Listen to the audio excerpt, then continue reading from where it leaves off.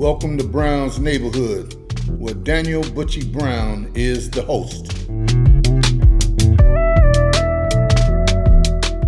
Welcome to Brown's Neighborhood podcast. We've got Brother Moon here. Moon, how you pronounce your name? Moon.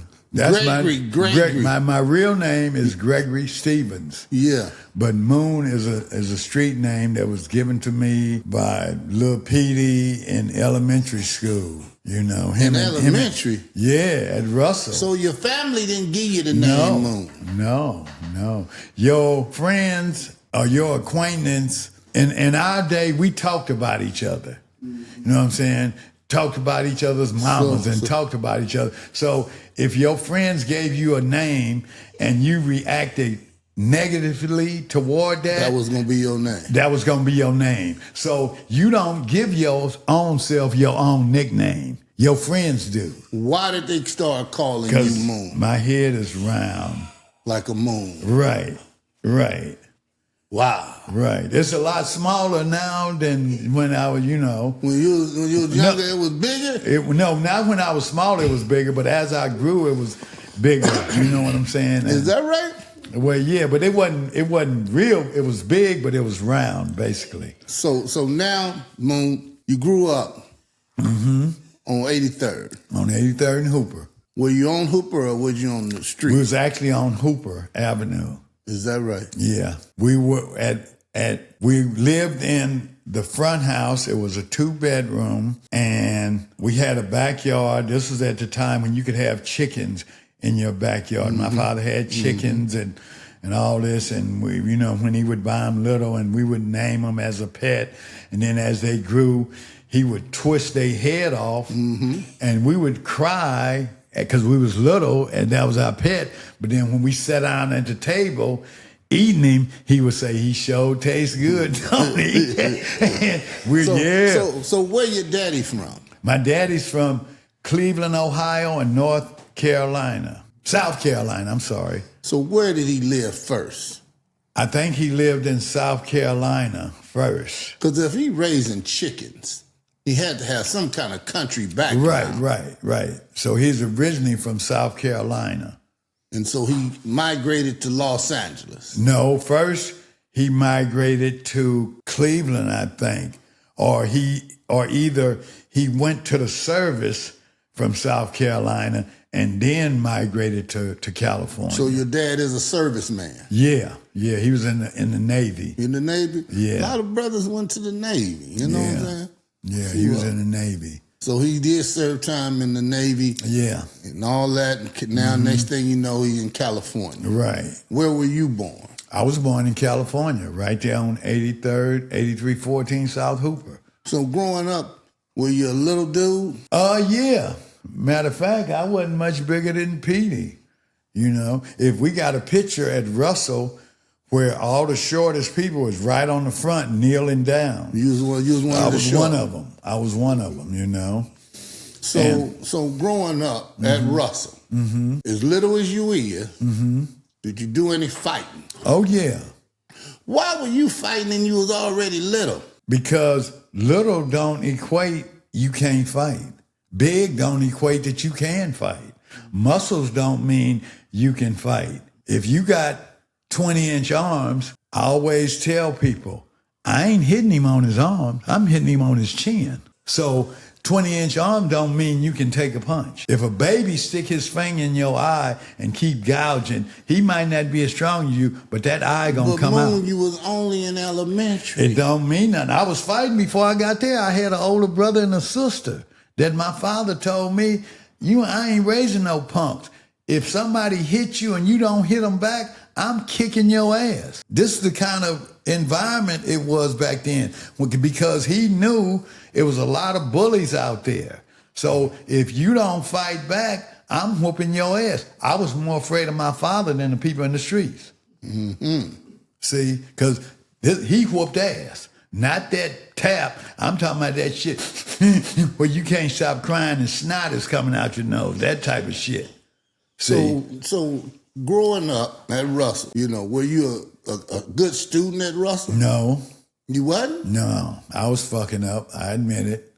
At Russell? At Russell. Once I learned how to read, and it seemed like I wasn't interested in the shit that they was teaching for as Abraham Lincoln and all them white, I knew nothing about how they was programming us to think about white superiority. I didn't know nothing about that. I'm a kid, but I know it. Looking back with hindsight, it didn't interest me. Once I learned how to read and add and subtract, I'd lost interest in history and all that other shit. You see what I'm saying? And fighting and this is a young boy. Yeah. When I was at Russell. Well, did you win most of the fights? I guess, Do you ever remember getting beat up? Yeah, hell yeah, I do. Yeah. I remember I got in a fight with this guy named Karad. The first fight me and him had. He pulled my coat over my head so I couldn't see and beat the shit out of me. By the time I straightened my coat out, my eyes and shit already swole up. So I ain't too anxious to fight no more. You know what I'm saying? You saying in elementary you had black eyes, swollen eyes? Well, no, because I had a bloody nose. I mean, it wasn't to the extent of black eyes. But he bloodied your nose? Yeah, bloody nose, but how old you think you were when that happened? Oh, shoot, maybe 7 or 8. Something like that. You think you was that young? 9, maybe. No, because at 12, you go to Drew. See what I'm saying? At 12, you graduate. 12 and 13 is when you go to Drew. So now let's just say you was in the 6th grade. Were you finding out who you were at that time? Not really. Not really? No. They, as a matter of fact, back to the fighting. Petey will tell you, in front of Russell, at the time, they had a tunnel. You remember that? That went under the street. Right. Under the street. And we would go under there and fight underground in that tunnel. During the 80s, then the crack... That tunnel must have been there a long time. It was. That's why they sealed it up, because during the 80s, them crack addicts was smoking down there and they found somebody dead. So they sealed it up. Because you could go down there and kill somebody. Nobody wouldn't hear nothing. See what I'm saying? And so they sealed it up. But that's where we used to go down and fight down there, and after school and stuff like that. So you wasn't scared to fight in elementary? No. I had an older brother I was fighting. So what was it, somebody my own age, And then, like I said, my father said, if you don't hit back, I'm kicking your ass. Okay, so once I hit back and I saw the effects, I ain't stopped since. So you already wasn't that big. No. You know what I'm saying? Because I know, you mentioned Petey, he ain't did nan squabbling. Yeah. How you know? Petey, I'm going to tell you though, Petey was one fast little buck, Yeah. Oh, that shit, you remember Peter Rabbit, Vincent Stamps, and all them, Robert Hawkins. Keep your head over here. Oh, okay. Talk about Petey. Okay. And look at me. Okay. Petey gonna get through up out of here. Right. Okay. You know what I'm saying? Now, you knew Petey in elementary. Right. There's a question and we're gonna move on. Okay. Was he fighting like you were? I don't remember him doing that, I do, to bring up fighting, I do remember one incident. I know he remembers it. It was a guy that came to Russell, Butchie, named Thomas Post, right? What's his name? They used to call him Butchie. Man, don't have him call him Butchie because my name is Butchie. Listen. But he was a fighter. You remember? He was a fighter known, and it's like when a bad boy come to your school, right, all the bad guys there they gonna figure out who gonna challenge him. So it was either me, Michael Wills, Gary Lloyd, or somebody else, I forget. We're seeing who gonna found him first, right? So Gary Lloyd decided he's the one that's gonna fire first. So he fired, bang, and took off running all over the yard, laughing like the Three Stooges. Butchie couldn't catch him, but I remember that incident, very vividly, and but yeah, and I don't even know. I'm not sure if Drew was built yet, because when we first went to Russell, Drew wasn't even built. Right. Drew was a field. Right.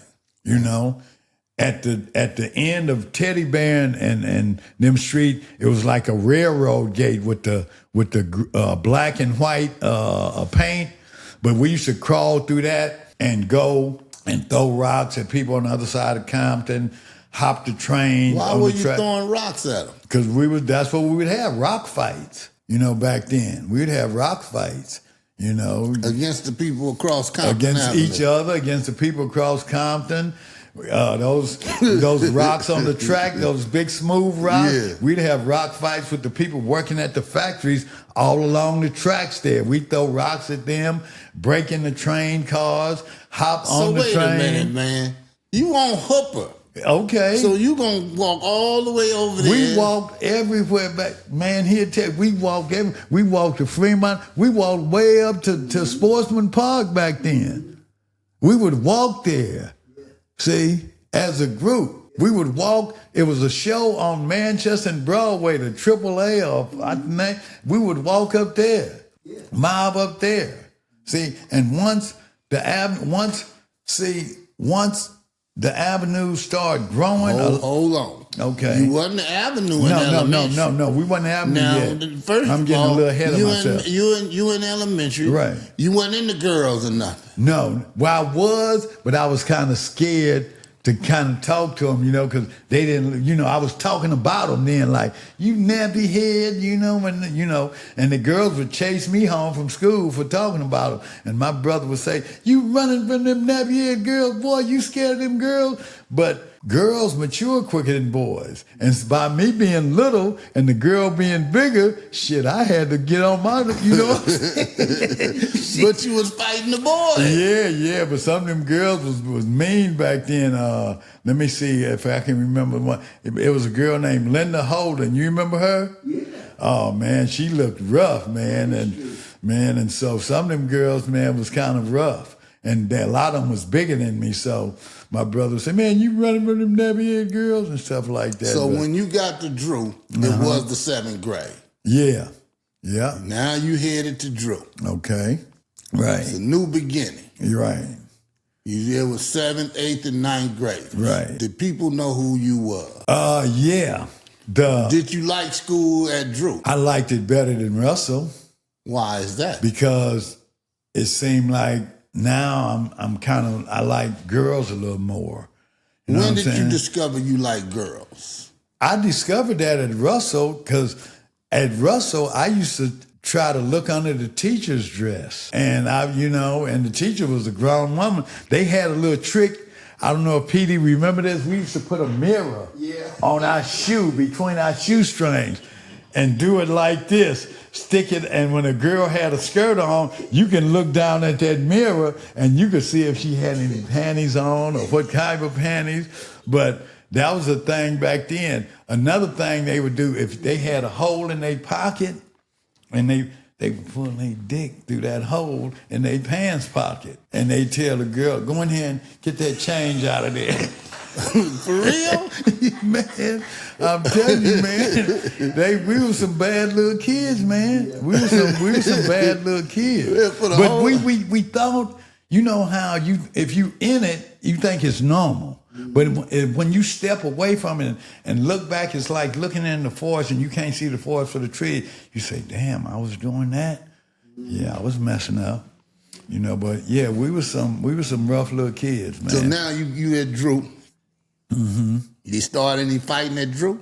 Mm-hmm. Not in the 7th grade. I think, it was less fighting at Drew. It was more like just, talking about each other. And Did you play any sports at Drew? No, I ran track for a minute, but I wasn't that fast. The fastest I ran is when the police would chase me. That was my track. Because we would throw rocks at cars and make the police chase us, or make the person who's caught chase us. And we'd run through people's houses. When color TV first came out, and we would sit in a person's front yard when they had the door open and they had a screen and watch their TV from the front yard.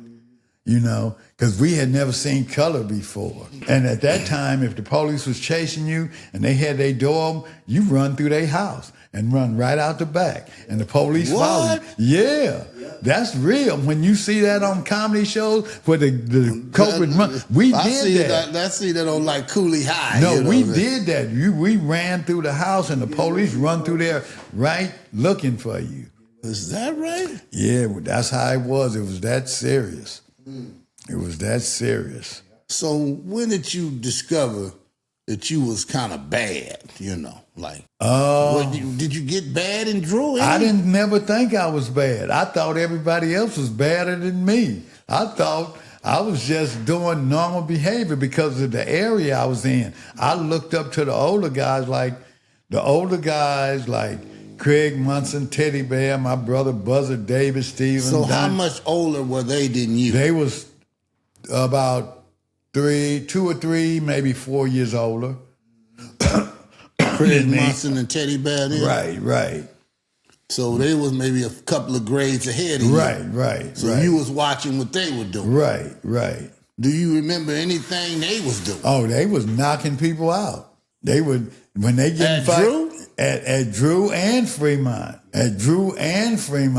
They had a quad at Fremont where they would all meet up, but they was knocking people up. Matter of fact, I'm going to tell you a story about Craig. There's a guy named John that had moved in the neighborhood, and Craig fired on him, bing, and didn't knock him out, but he's laying down on the ground, and so Craig is on top of him saying, go to sleep.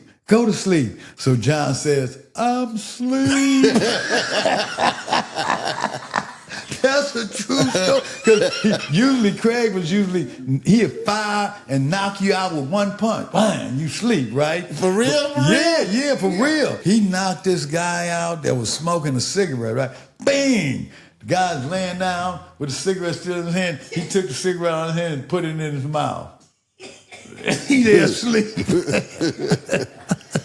So man, wait a minute, man. Yeah. So when you was at Drew in the 7th, they wasn't at Drew no more. No, they had moved on to Fremont. Is that right? Yeah, they had moved on to Fremont. My sister was one of the first students at Drew when they built it. Mm-hmm. Yeah, my sister, I had an older sister, you know, that was older, but she was one of the.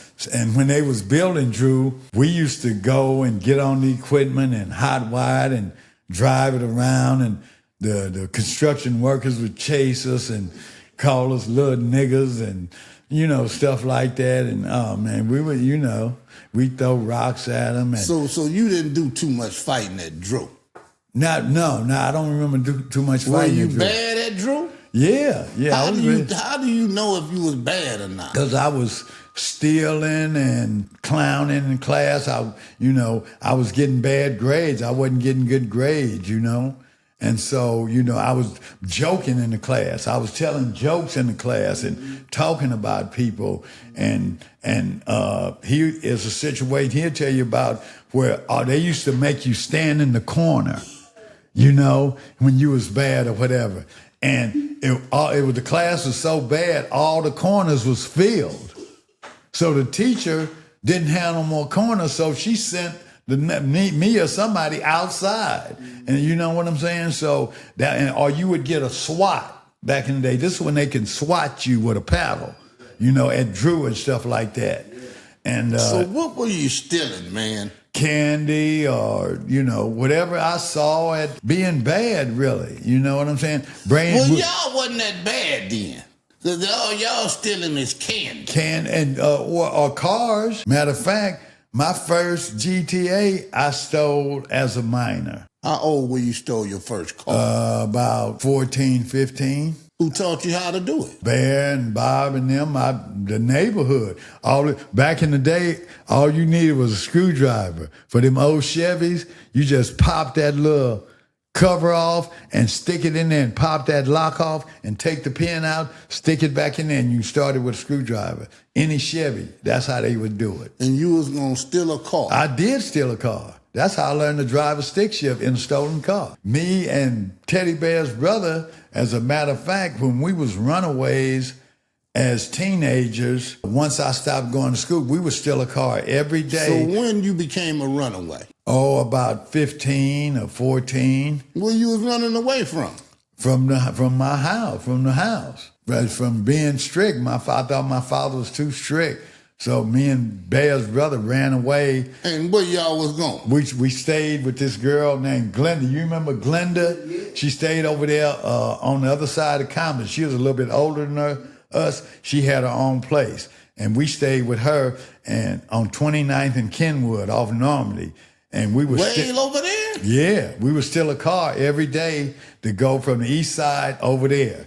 And then we would come back. Still and a this car one almost every day. Yeah, and they was wearing brims then, the big brim. We would snatch. At what age were they wearing brims? I was about 14 or 15. Wearing a brim? Yeah. We would snatch them off old men's head and run. And I had on a brim and I'm walking down the street and an incident, I'm walking down Hooper Avenue one day and this old man is walking toward me. He's looking at me and he says, "Nigga, you got on my hat."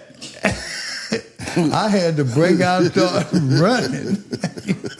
How you doing with his hat? You know, if you got a certain hat that you like and they come up missing and you see somebody, you can recognize your own stuff. You know what I'm saying? You can recognize, but he recognized it. And so when did you become an Avenue?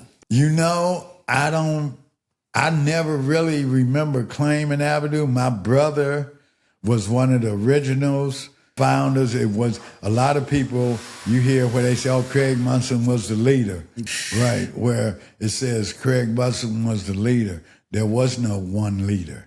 It was 4 original guys.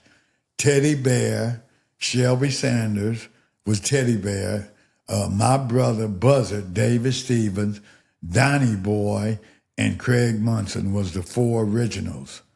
Of the Avenue. Right, it was no one leader. So was the Avenues a gang?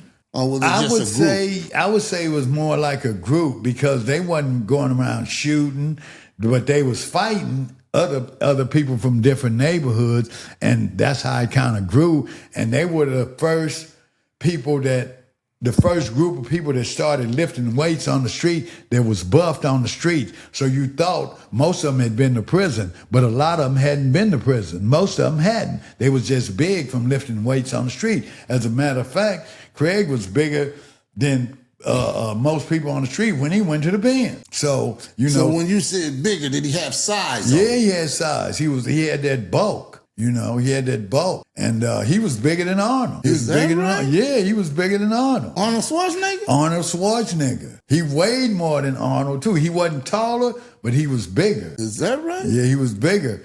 Do you think they went to any of the record hops or anything? Who, Craig? Yeah. Oh, yeah, Craig Munson would go. And if they got into it, you know what I'm saying? He would holler, "Avenue!"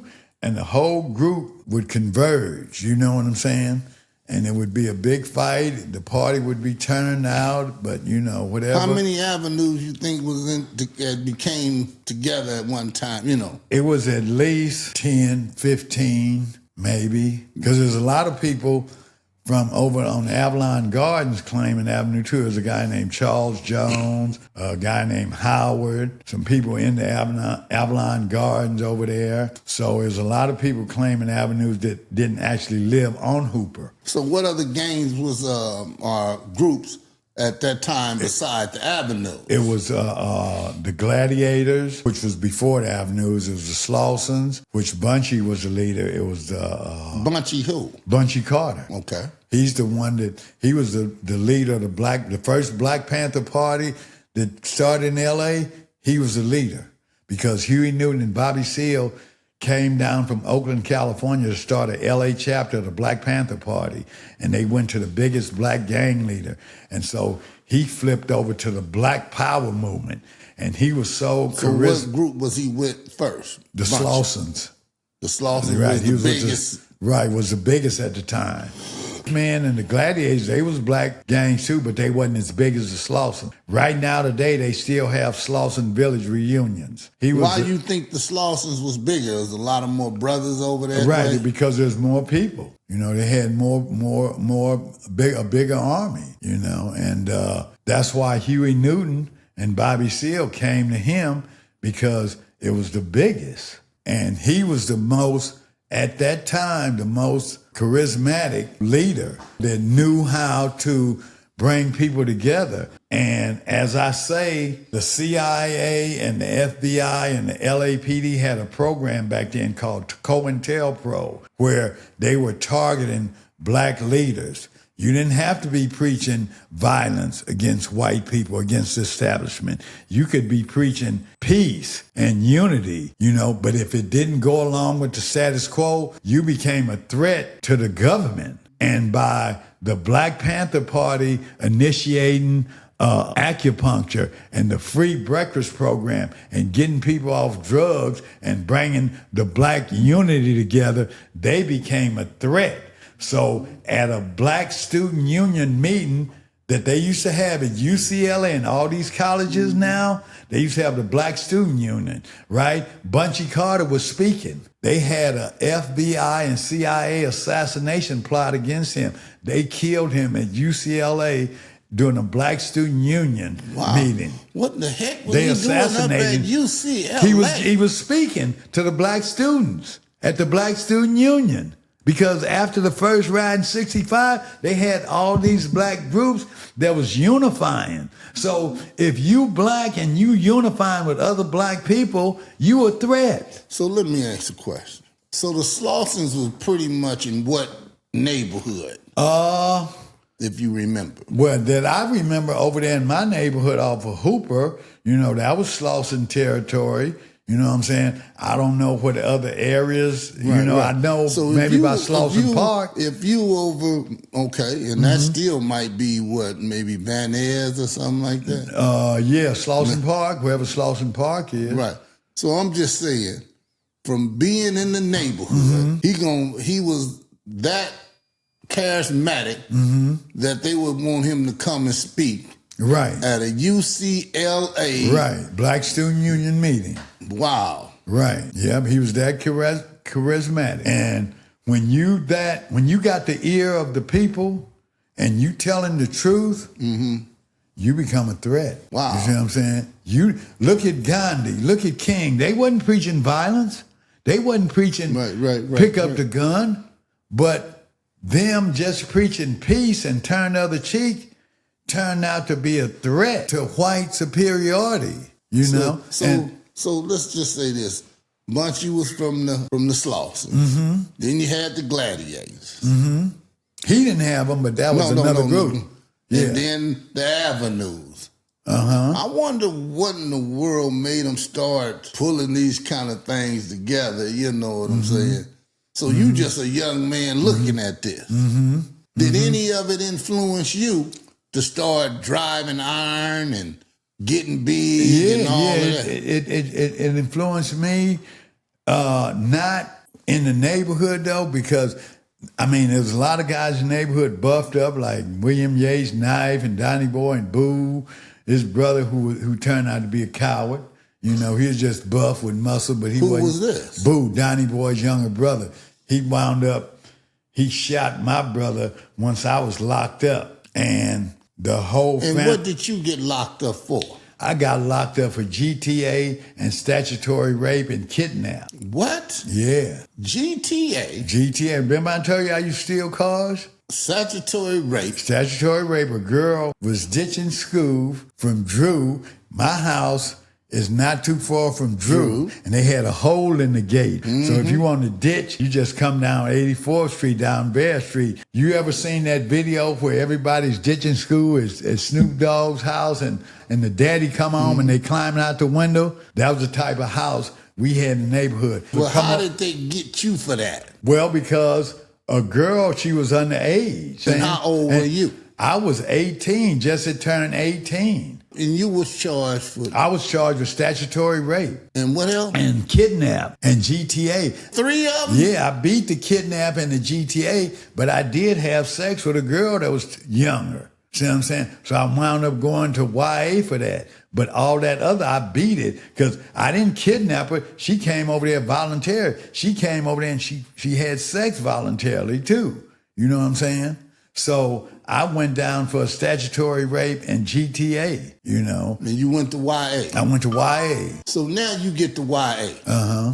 Down here with all these gangsters. Right. Were you claiming any kind of set or anything? No. Before I got to YA, my brother had just left. And what was your brother doing in YA? My brother was doing, I don't know what he did. It was some GTA or fighting or some or robbery or something. Was your brother doing a lot of fighting? Oh, hell yeah. My brother knocked Craig's front teeth out when they was fighting.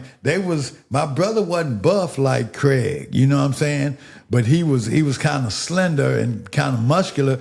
But my brother, you know how it's people in the neighborhood are just natural fighters? Mm-hmm. Him and Bear was the two natural fighters. Craig and Donnie Boy had the biggest muscles. But the two squabblers was my brother and Bear.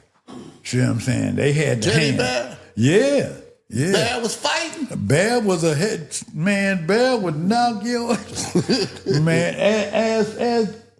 ask Bunchy what Bear would tell you about your dog and you if you had a dog that was a punk. He would tell you, you ain't shit and your dog ain't shit to your face. And people would be mad and they wouldn't say nothing because they know he knocked motherfuckers out. You know, Bear had hands? Bear had hands, and Bear had, as a matter of fact, when I went away, Bear had the big sack too. He did? The big sack. I'm talking about not no ounces. I'm talking about the big sack. Bear? Bear had the big sack. When Bear built a mansion over on 84th Street, if you go on 84th Street right now, it's the biggest house over there on that dead-end street, ain't it, Chris? That blue one. He had a sauna, he had a steam room, he had 4 bedrooms, 4 bathrooms, bought the house behind him for his brother Bob, you know, and built a gate so you don't have to walk all the way around. Go right through. Yeah. He was doing it like that? And Bear had the big sack. Bear had bought 2 or 3 lots on 87th Street between Compton and May Avenue, and bought the lots clear. Then when bought the material, the wood, framed it up, and then had apartments built on them where him and his brother had 2 or 3 apartment buildings free and clear. Him and Bobby Sanders, they had 2 or 3 apartments free and clear, and they told me, Bob told me, he said, Moon, you the last nigga from the hood I'm hiring. You know what I'm saying? But they was rolling. Is that right? Yeah. They bought Donnie Boy's old house on 85th, right off Hooper. If you go by there right now, it's an apartment building in the back of Donnie Boy and his mama's house where Bob bought and built up. So he wasn't just an avenue, he was an investor. Yeah. Once they got that money, they flipped it, you know, and because you can't be balling but for so long, you better, you know what I'm saying? Yes, sir. You better flip it and get you some legit stuff going. You know, that's the purpose of doing it. You know what I mean? And so that's what he did, you know, but he didn't really have nothing in his name or nothing like that. But, you know, he was, you know, he had, you know, he was doing good. Wow. He was doing good, you know. And he knew how to train them dogs. Oh, yeah. Oh, he knew how to put them dogs on you. He would tell me, he say, dogs, I don't like to equate dogs with people, but he say, people are like dogs. I said, what do you mean? He said, if you got a female that's real vicious and you made her with a male that's real vicious, the puppy gonna come out vicious. And you don't have to teach him how to bite. You got to stop him from biting. And that's what you want. You want a little alligator. You see what I'm saying? You don't want something that's just gonna bark. You want something that's gonna chew your ass up. And that's the way he breed them. So they'll be real vicious. But you gotta school him and train him. and control that viciousness. Do you think he trained other people's dogs? Yeah. He had a class in Drew that he would train. He had 20, 30 people that would come out there every Sunday, paid. He had the blind that the dogs jump over. He had the sleeve that the dogs bite. Everything that you see that the police doing, he had it. So let me ask a question. When he had the sack, did people know he had it? They did? Yeah. He didn't. It wasn't rocks though. He was on the powder kick. Right. He was slinging the powder. It wasn't that rock. But he didn't carry himself like that kind Right. of guy. No, he didn't buy a bunch. He didn't have a Mr. T starter kit like I got. See what I'm saying? He didn't have the bunch. He wasn't into the jewelry. He was more into the dogs and stuff like that, and not really flashy and stuff like that. Right. But they knew. Yeah, who Bad was. Yeah, they knew. They knew. They didn't try. Punchy's brother knew, as Bill and Goose. They knew. Is that right? Yeah. And I don't know for sure, but some of the people might have been hooked up with Freeway, but I know he had it because I seen it. And I seen the type of money he had. And I seen the type of people he was dealing with. And I've been to their house. And you could tell the type of house that, you ain't living here on no county check. You know what I'm saying? It takes money to even stay in this area. So did you ever become an avenue? I don't think so. You don't think so? I don't think so. I was more interested in trying to meet a girl and catch a girl and be a player and try to catch girls and stuff like that. Dress sharp. I was more into that. So when you went into YA, did you decide to start driving iron? Oh, yeah. I didn't show you this picture on here where I'm 237? You had muscles and all that? And all that. I'm going to show you the picture, man. I'm going to show it to you. Did you have size, man? I was 237, man. Were you cut up? I'm going to show you. Tell me if I was cut up. I'm going to show you the picture, man. And you tell me if... Well, what made you start getting cut up like that? Well, when you in the pen and you driving, you gon' get cut up. You see what I mean? How much time did you spend in the pen? 3 years. That's it? Yeah. For that little case you had? Check that out. Let me see that. Let me see this here. Which one of you? The one with the one? glasses. Well, you looked tall then. You might well stand Well, you on shrink something. as you age. You didn't know that? Right. I don't know if the people. Yeah, you shrink as you age. Man, everybody can't see that. Because the cartilage between the bones start to dissipate and start, so He had size on it. I got boxing pictures on there. I got bear on here. So how old were you when you got out the pen? The second time? No, why 8? I was 22. I went in at 18. 13 days after I turned 18, first I registered for Vietnam to go to Vietnam, right, for the draft, because they take your ass and make you fight.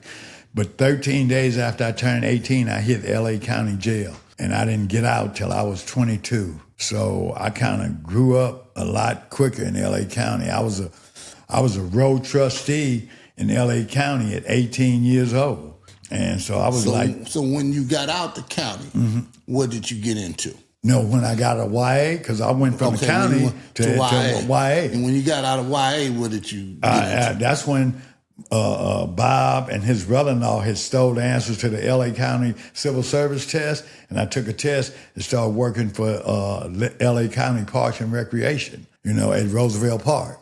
And that's when I got into boxing. What made you get into boxing? I got into it by accident. I went to the gym on Hoover Street, 78th and Hoover, to learn to hit the speed bag. And at every gym, they got a lot of older guys eyeing you up and down. You don't even know it. They can tell you would be a heavyweight, you can be a middleweight, and they gon', oh man, you'll be a good middleweight. You ever thought about boxing? You ever thought about this? And they'll convince you to kind of lace up some gloves. And so all I knew was 1-2 from the street. So I laced up some gloves. Did you ever knock anybody out in the street? Yeah. When you steal on them, they don't know you finna fire when they ain't looking, and you stole on, bam, and you hit them when they ain't looking. Yeah, But when they looking straight at you, and I ain't never knocked nobody out like that, because you got to know what you doing, because they ready for it, because they looking at you. So when I got to the gym, like I said, But hold up, I want to go back. okay, I want to take you back to Fremont. Okay. You over there at Fremont. Mm-hmm. Did you meet any girls at Fremont? Yeah, I met this girl that I remember named, I met her at Drew, this girl named Vicky Sayers. I used to like her. Had a little pointed nose like Bewitched. You remember her, She Chris? was black? Yeah, Vicky, She was black? Yeah. Did Fremont have any white girls at that time? No, not all black. The only white girl in that area was this guy named Richie that had a sister named Pam, and there was some people over on 88th and Avalon named Douglas and Kim that stayed over there by Smoke Bomb and them, over there on the other side of Central. Well, man, how old were you when you first got your girlfriend then? Oh, shoot. I would say about 17. And Your first girlfriend at 17? Yes. Well, no. Let me back up. I'd say about 14 or 15. Matter of fact, let me back up even further than that. Oh, my God. Because I used to have a crush on one of my older sister's friends. And she would tell me, oh, you a little kid and you this and that. Did you try to hit it? I tried to, but she laughed. And they would, like I said, they would have ditching parties at my father's house, at my house, and they would give the girls Red Devils. And so the girls... What? Yeah. So a lot of the girls would be in the room, pass out. So Craig Munson and them would say, go on in there, little nigga, get you some. So I'm in the room on top of this girl grinding and got my little nigga out. And I'm grinding, trying to put it in that little split. And she'd wake up and say, little old nigga, get your ass up off me.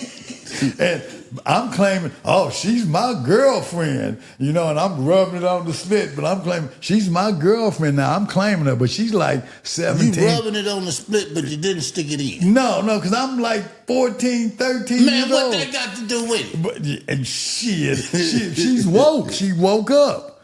And she said, get your little ass up off of me. I'm trying to get it in, you know what I'm saying? But,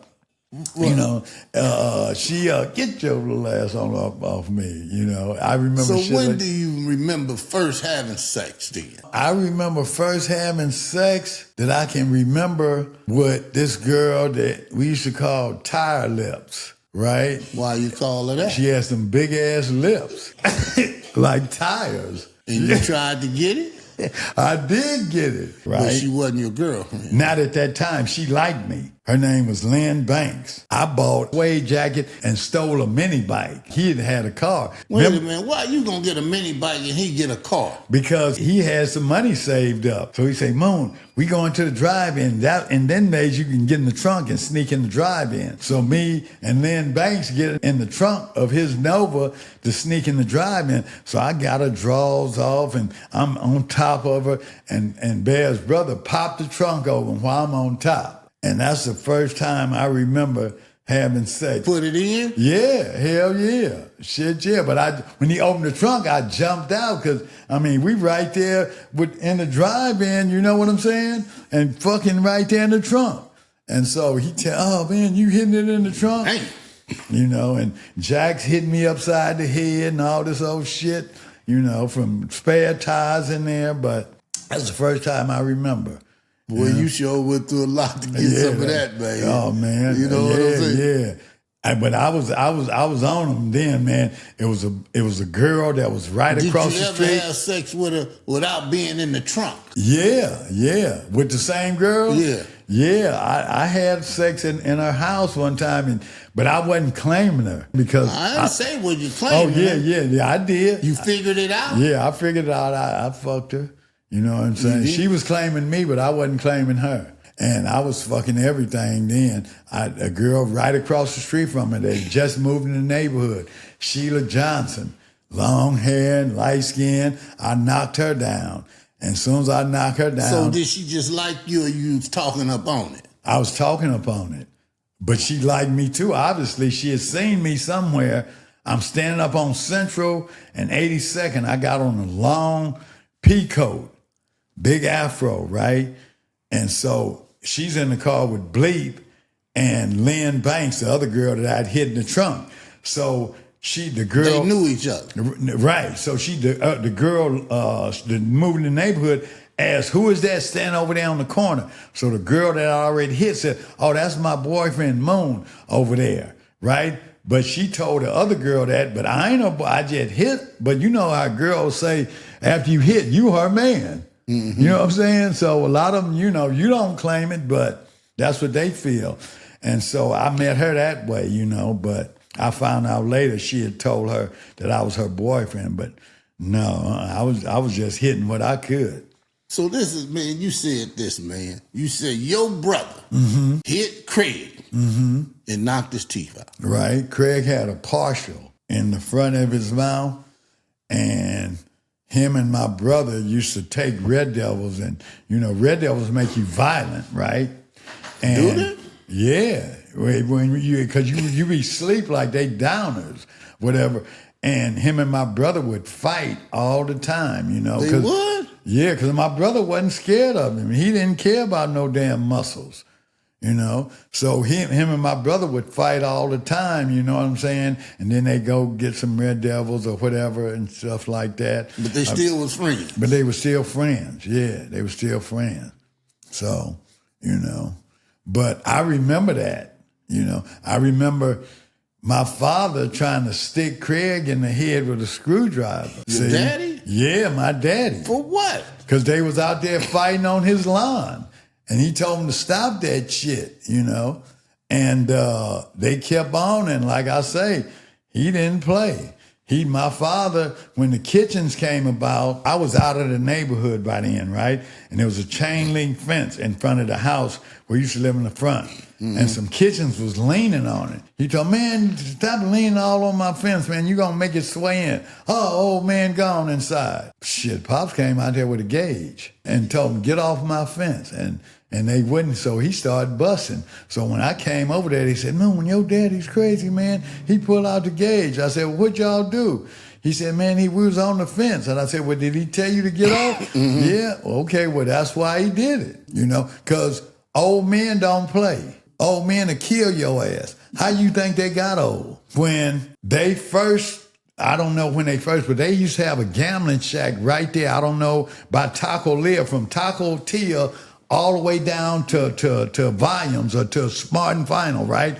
All of them was gambling shacks and pool halls, right? When they first moved over there, some of them kitchens told them they got to pay. And then one of them old men said, I ain't paying nothing. So one of them killed two of them guys from kitchen.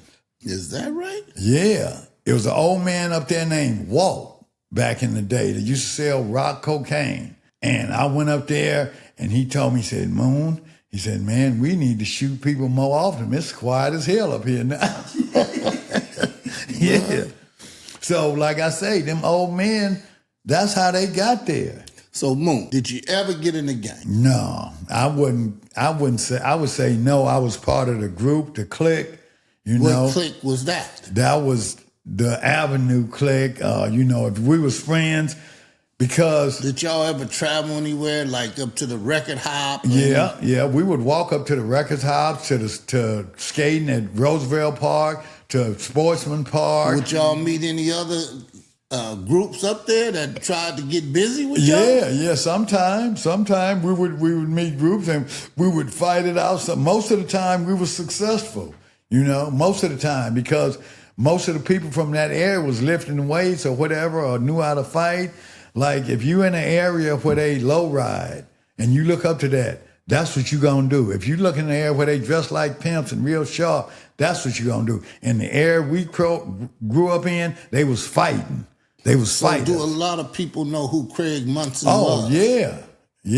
Hell yeah. Yeah, a lot of people. He did a podcast. Matter of fact, Danny Trejo, the actor that made the little movie about the vampires, he wrote a book for Craig, because Craig befriended him out at Venice Beach when none of them white boys would befriend him, because he said when he walked up to the cage out there, they looked at him like, what you want? And he didn't feel welcome. And Craig, being bigger than all them woods out there, come on in, man, and welcoming him in. And so, he became friends with Craig. This was before he was famous. And now that he's famous, they talk. They still talk. Craig got a book out that he wrote for him. And I got a copy of it. So, yeah. So when did Craig start getting size, Shoot, he was sized ever since. I remember him. I remember an incident, man, when I had to be not even a teenager. Craig was big. And me and Bear's brother, Bob, we might have been 10 or 11. This guy was saying, oh, fuck Craig Munson. He ain't shit. I beat his ass, this and that. So this guy was talking shit. He had on a suit. So he went in Hooper Market. So me and Bob went down to Craig's house, said, Muns, because that's what we used to call him, because his name was Munson. Muns, there's a guy out here say you ain't shit, man. He'll kick your ass. And we instigating, because we kids. Muns come out the house with a sleeveless T-shirt on and a Hamburg hat pulled down. So he said, where's he at? He said, he's at the store. So Craig walks up to him, spits right in his face, and tell him, you better not wipe it off. So the guy is standing there with the spit on his face. So Craig reached in his pocket. The guy had a handkerchief in his suit pocket. He reached in his pocket, wipe his biscuits off, and then wipe the spit off his face and stick the hanky back in his pocket and tell him to get on. And the guy didn't do nothing? No, didn't do shit. He looked there and just stood. Did he know who he was? He must have known, because he was talking that shit before he confronted him. But once he confronted him and spit in his face, he didn't even wipe the spit off, because he told him he better not wipe it off. And then he snatched the handkerchief out of his suit pocket, shined his shoes, Craig shined his own shoes, and then wiped the spit off his face and stuffed it back in his pocket and told him to get on. He got up out of there. He got up out of there. People tell me right now today, man, I wouldn't come over in that area. And I say, why? Man, y'all was jumping on people, He said, man, I used to like Deborah Mack, but I was scared to come over there, Did they know him at Fremont? Did Craig go to Fremont? He went there. Yeah, they would meet up in the quad. He was doing that same shit at Fremont, What shit is that? Fighting, slapping people upside their head, taking shit, gangstering. At the school? Yeah, at the school. Gangstering, Yep, taking shit, fighting, I remember an incident at one of the record hops. Craig slapped this guy upside his head, and you could hear it echo throughout the whole record hop. And they started fighting, Fighting? Yep. That's what we did back then, fight. They had guns then, though, but they would fight. They would fight. And that's where Raymond, because he ran in that, Raymond Washington, who started the Crips, not Tookie. Raymond from that east side, he ran with the Avenues. And he did? Yeah, that's where he developed his fighting skills.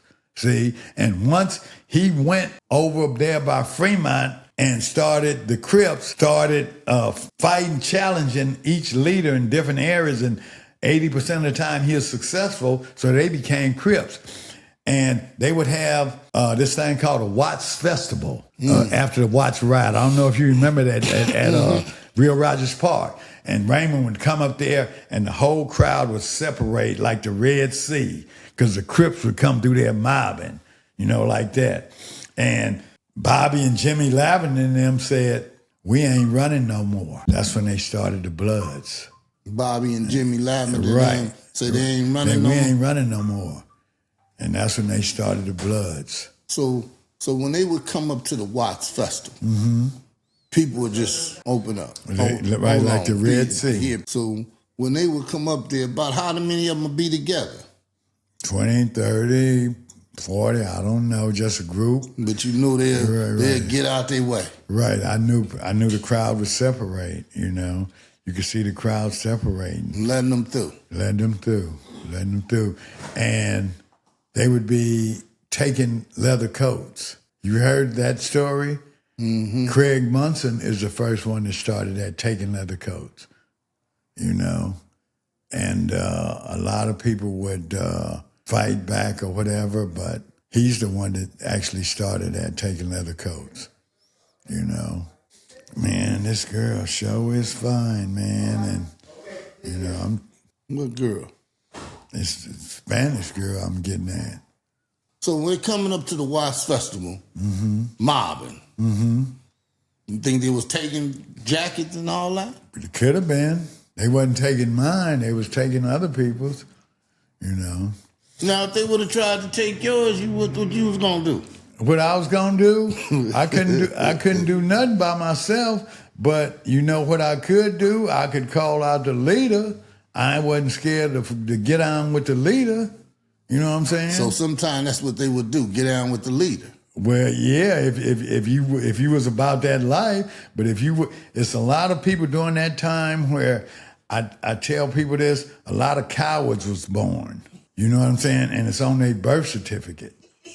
I'm serious, because you ain't gonna win every fight physically, you know. But a lot of people is scared to fight physically. Right. It's nothing wrong with it if you have to fight. If somebody hits you, to hit back, and you're going to win or you're going to lose.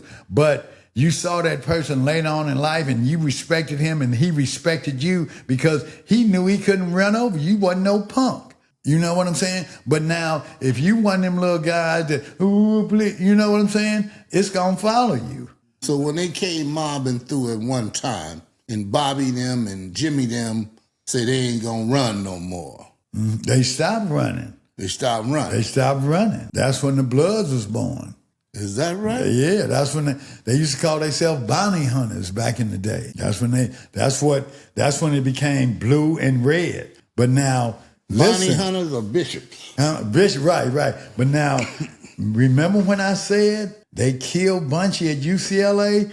If you think about the transition, this is all happening in a time period where it's kind of like it's almost engineered for the black youth not to have no role model, not to have no guidance, so we can turn them against each other. See, because Bunchy was a leader. Martin Luther King was a leader. Anytime you got somebody influential that got the ear of the people and you not preaching that government bullshit, you are a threat to the status quo, you see? And so that's what they were. And so now we got to get rid of you, either physically or we got to jail you. Bunchy became that powerful? That powerful. Out of the neighborhood. If you Google Bunchy Carter right now, it'll speak about it. You remember what was that guy, Fred Hampton in Chicago? You know how popular he was, right? Bunchy was just as popular on the East Coast. Bunchy was just that popular. And a rider, too. A rider. You know what I'm saying? Yeah. Wasn't no punks. A rider. Wow. So, as I say, my brother was a rider. That was his name in YTS. When I got to YTS, they told, that's Ryder's little brother. That was his nickname in there. Ryder. Your brother? My brother. Would fight. Was a fighter. That was his nickname in YTS, Ryder. That's why when a lot of people hear that song with Tupac of a rider, they don't know what he's talking about. You see what I'm saying? When they say Tales of a Rider, that's what he talking about. He ain't talking about riding no damn horses or no motorcycles. He talking about somebody to get down. See, but people that ain't hip to the term, they don't know it. See, but I know it. So, but that's what he means. So you over there at Fremont, man, you decided to get in trouble. I don't know if I decided or I just did it. Well, why did you do it? Shit, it was normal behavior, I thought. You know, I was just fucking up. I was a fuck up. You know? And what did you do to F up at Fremont? I threw chairs out of the window, out of the second story. And you could have hit somebody. Could have, but I didn't care at the time. So, you know. You just wanted to be bad? Yeah, I guess. You know, How old were you? What? When you go to Fremont, I think you 15 or 14. No, 15, 16. Yeah. Somewhere right there. So they kick you out? They kick me out. Then what happened? I go, they send me to Southgate, all white High School, right there on Firestone. And how did you fare with that? You wanted to be over there? No, I didn't want to be over there, but the only consolation I had was Raymond Burns was going there before I did. And so, I would go. I never heard the N-word too much because I was ready to get down over there. There's a lot of targets over there, because I don't give white folks no break. When they get out of line, I get right on their ass. I don't care how big you are, how many tattoos you got, if you're a skinhead, I don't give a damn about that. If we gonna get down, we gonna get down. It was only you. Yeah, that's right. And it's only them. But it was maybe a few of them. Okay, but I know how to pick up one of these. I can pick up a clip and even out the score. So if that's what you want to do, that's the way we do it. Did they call you the N-word? No, I never heard it over there. That's what I'm saying. I never heard it. Me and Raymond Burns over there. I never heard it over there, So what did y'all do bad over there?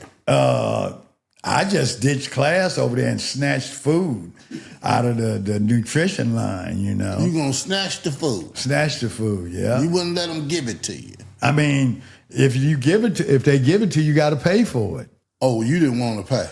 No, I was snatching it so I wasn't paying nothing. Right. And then once you snatch it, where do you go with your run and eat it, or run, get the orange, or even snatch the whole box with the money in it. Snatch that and go get a sack of weed, $5. Back then they would sell nickel bags. Go get a sack of weed and smoke weed and ride around. And you're gonna get kicked out if you do that. Yeah, well, I didn't know, but that's what wound up happening. Man, but I wasn't dumb. I would always able to read. You know what I'm saying? The only problem I had, I knew how to add and subtract, but division and algebra and trigonometry, I never did get that. But you got kicked out of Southgate. I got kicked out of Southgate, and they sent me to Lock. And then they kicked me out. But you keep going to these different neighborhoods. I know. You wasn't scared? Of what? No. Man, different neighborhoods. It wasn't it wasn't no Crips then. It wasn't no Bloods. It wasn't? No, because it was only You were just going to school. Right, I was just going to school. It was people in certain cliques, and you might get into a fight with them, But at the time I went there, Patrice Rushen went there, and Gerald Albright, the jazz player, So no, I wasn't scared, and I was more afraid, like I said, of getting caught by my father than any people on the street or the police. Did you get kicked out a lot? Yeah, got kicked out a lot. Then they sent me to a bad boy school downtown. Jackson. Yeah, not Jackson at the time. It was California High with the cage on top, right there, the occupational center. They sent me there. Wow. And because my father said, your ass ain't going to lay up on me. You going to be going to school or you going to work. They kicked me out of there. They kicked you out of that too? Yeah, they kicked me out of there, and my father put my ass to work. Put me to work. You done got kicked out of every school? Every school. He put me to work, and... you wanted to get kicked out? No, I didn't want to. I just didn't go and was ditching school and breaking in houses and... different, You broken houses? Broken houses, broken schools, broken factories, broken train cars, up there on the tracks when we used to walk, going to the park, run out of the store with candy, beer, go to Taco Leah right there on Manchester, order 10 tacos when they run off with it, Yeah, yeah. What kind of problems did you have, man? We used to have... Back in the day, we would have a water gun with ammonia in it, right? So when you walking down the alley and them dogs run up to the fence, you squirt some of that ammonia on his nose and watch him go crazy. Man. Because a dog's nose is sensitive. Man, look here, man. And you know how strong ammonia is. Look here, man. Moon. Now you get out of YTS, 22 years old. Mm-hmm. What in the heck were you finna do with your life now? I didn't. Oh, you went to work at Roosevelt. Right. How long did you stay there? I stayed, well, I didn't stay, I stayed with the county for 15 years. You did? Yeah. But they sent me from Roosevelt to Helen Keller, from Helen Keller to Sportsman. Mm-hmm. And I was at Sportsman when they changed it to I was at Jesse Owens. At Sportsman when they changed it to Jesse Owens. I was working there at the time. Mm-hmm. But they sent me there, and I retired with a disability pension from there because... Did you go back to jail again? Yeah, I went back to jail again. For what? For a commercial burglary and knocking the dog's teeth out, the police dog's teeth out. They caught me, I was under a house hiding. Wait a minute, man. Why you want to go do commercial burglary? Because I was smoking dope at the time, and I was. Oh Lord, let's talk about this. Yeah, now. I got sprung. At how old? At 25. 25. You tried crack. For the first time, before they even sold rocks on the street. They didn't sell cocaine. You had to buy powder and shake it up yourself. In December of 1978 was the first time I tried crack cocaine. And got sprung. And got sprung. You had to rock it up yourself with baking soda and water. Mm-hmm. Right. They didn't. That's when they used to have a little mirror, and they agitated. They didn't sell rocks on the street at the time. You scrape it with your razor. Right. That was the ass with the freebase.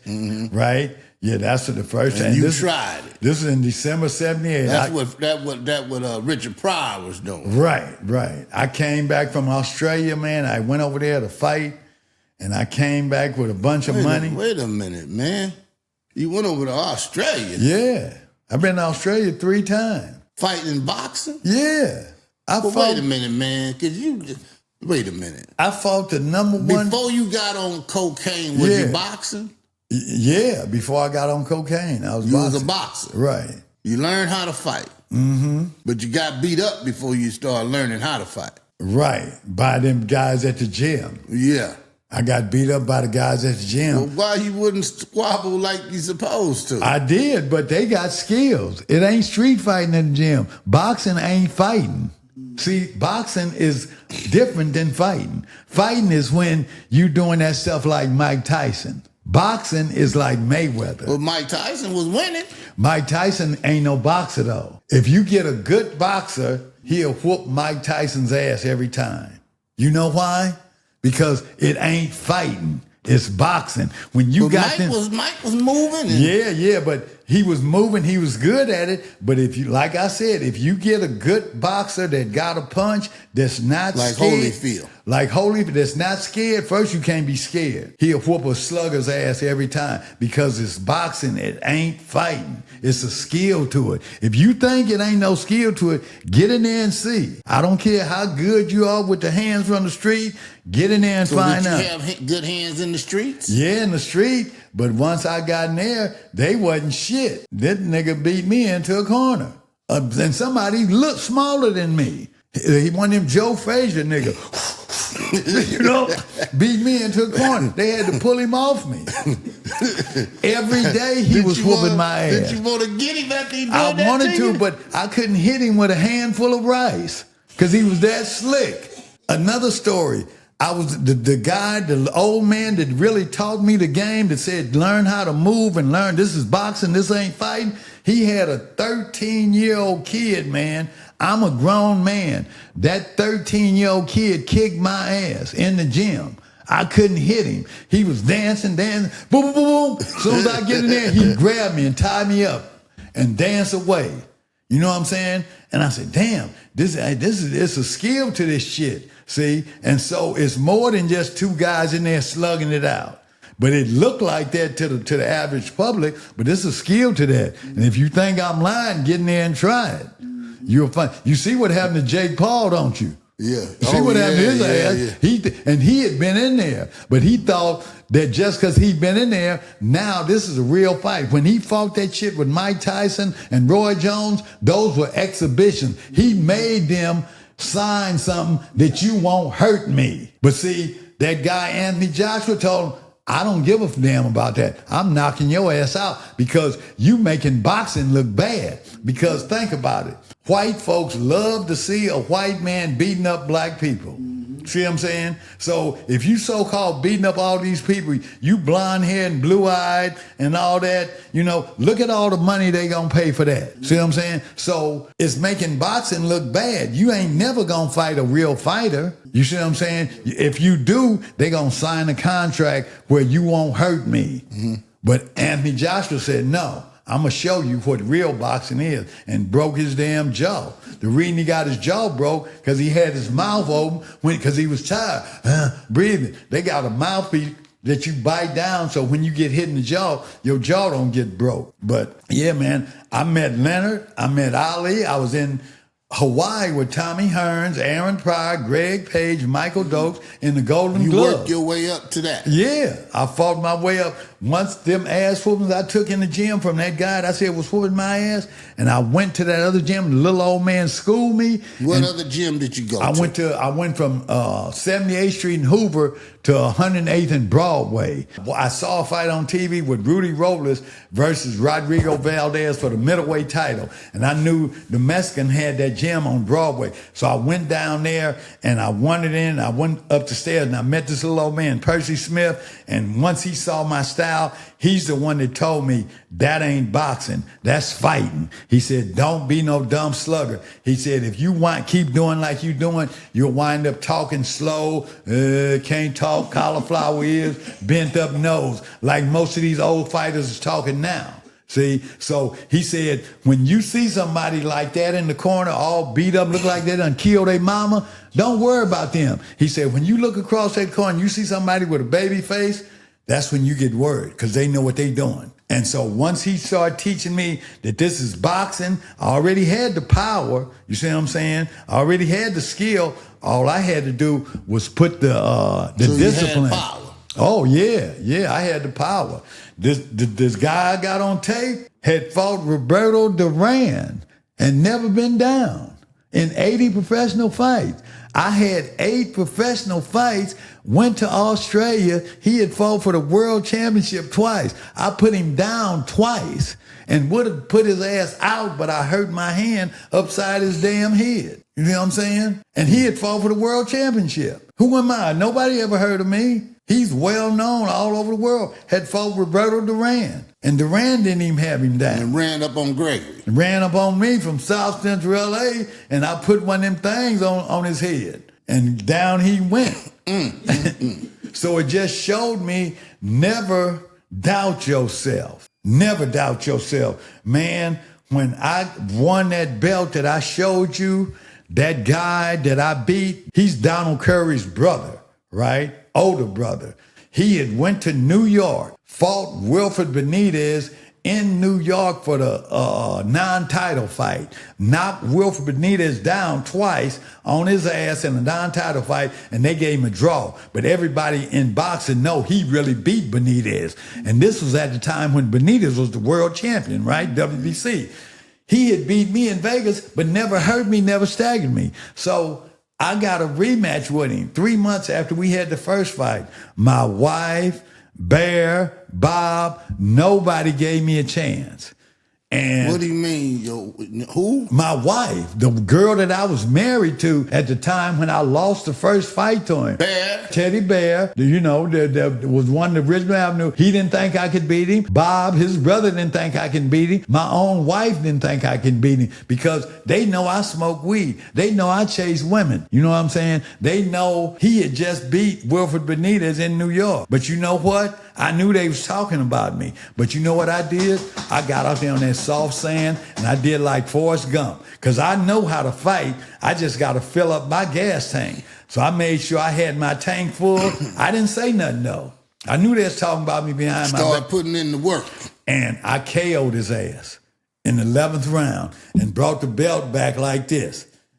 And said, I thought I couldn't beat him. So it let me know life is like a fight. You may get knocked down, but never stay down there. Yes, sir. Yes, sir. Keep getting up. Yeah, life is a fight. So I equate that. And you know what? I still talk good. And I fought all over the world. I've been to Australia 3 times, Venezuela. I went to Venezuela to fight a guy that had fought Tommy Hearns for the WBA title. I'm in the gym. All this happened after you got out of the box. Yeah. I didn't start as a kid. I got a late start. But the guys that I'm in the gym sparring with, that's how they knew my potential. Because see, them bags don't hit back. They can tell what you can do by who you in there sparring with. So, I was good on the bag, but I had to see where I'm at. So I want to spar to see where I'm at. And so they can tell by who you sparring with what level you at. So they knew I'm sparring with people that sparred with Sugar Ray Leonard when he got ready for Tommy Hearns. So they knew what my potential. So when I go to Venezuela to fight this guy, Angel Espana, that had fought Tommy Hearns for the WBA title, I'm in the gym hitting a heavy bag, bing, bing, bing, bing, bing. And my trainer do like that, what's happening? He said, man, stall it. They watching us. The very next day, the fight is canceled. That's a true story. I got paid, but I'm there to fight because the more you fight... They knew you would take it. Well, they didn't want no chance. They didn't want to take the chance. Because they're trying to build him, get his right, wins they're trying up. to build him up. Trying to build him up. That's why I go to your backyard. I go to your front yard and fight you. Because I know once that bell rang, if you don't come get me, I'm going to get your ass. You see what I'm saying? That's the way we train. Don't wait. It's like 2 men with a gun. Don't wait. Go get his ass. If he ain't doing nothing, get on his ass. And that's how we train. You know. So then you done did all of this, come back to the house. And who introduced you to this cocaine? A guy that I used to work with at the park, a temporary worker. He used to tell me stories, man. Me and Uncle Rube was up all night basing. Man, we was basing, man. And I kept saying, what is all this basing Well, shit? if it had him up all night, why in the heck you want to be up all it's night? not like they saying it's a bad thing, you know? So I'm saying, let me see what this shit is. And all it takes is one hit. One hit. One hit. And the next thing you know, you down here. Right. You know what I'm saying? Next thing you know, you picking up anything white is a piece of dope. You know what I'm saying? You just in your mind thinking it's some dope. Right, man. And man, I was wild with it. Were you wild? Man, my wife, the one I told you didn't think I could beat, Bruce, she found out I was smoking dope. And so she started seeing this other guy, right? One day I'll never forget, I'm in my living room. I used to stay on 74th and Harvard. I'm in my living room with a pile of cocaine, right? And I'm blasting off, and I'm shaking so much because I've been up a couple of days. And so she said, what you doing with so much of this dope, because I had enough money. I don't want to keep running out back and forth. Right. You want to get enough dope so you don't have to keep going back and forth. Right. So I had enough. So I'm shaking, and she's getting ready. She said, I'm finna go out. Okay. You don't care? You want me or that dope? And I look at the dope, I look at her, and I pick up the dope.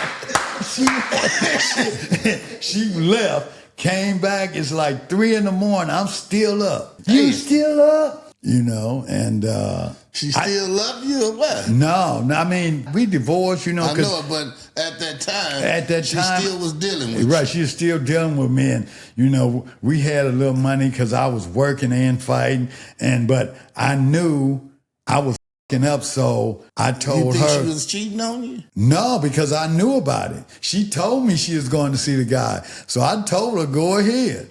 I had that dope there.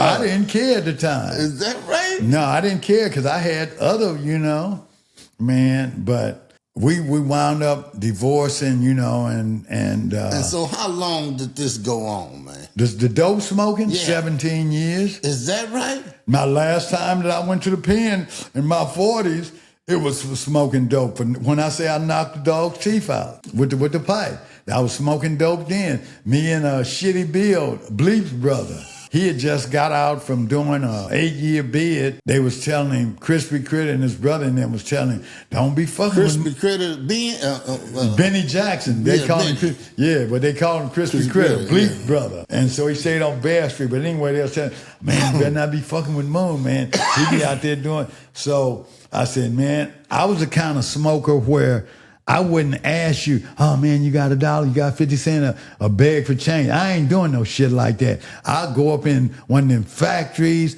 or one of them businesses and get something worth 50, 60, 100, or $1,000. So when I sell it, I don't have to keep running back and forth. So I don't beg for change, you know. I'll go knock a TV for I'm going to get me $50 worth of dope at least. And so, you know, that's the way I would do it, you know. Were you functional? Yeah, for stealing shit. Shit, man, they used to come get me.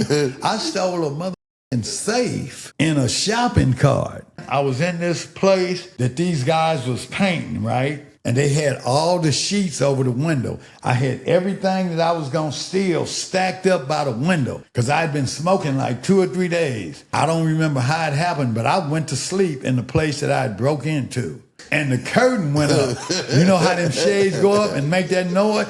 And I didn't know how long I'd been asleep. I took my pipe out and hit that shit, woke up so I could wake up and grab all the stuff that I'd got and set it out the window. And the safe was so big, I had to flip the shopping cart up where the open part would be facing the porch and just push it in there, slide it on the porch. It would stand up. And that's how I did it. Put a bunch of cans on top of it and wheeled it over to Munson's house, to Craig Munson's younger brother at the time was Run, you know, because he used to run the kitchen.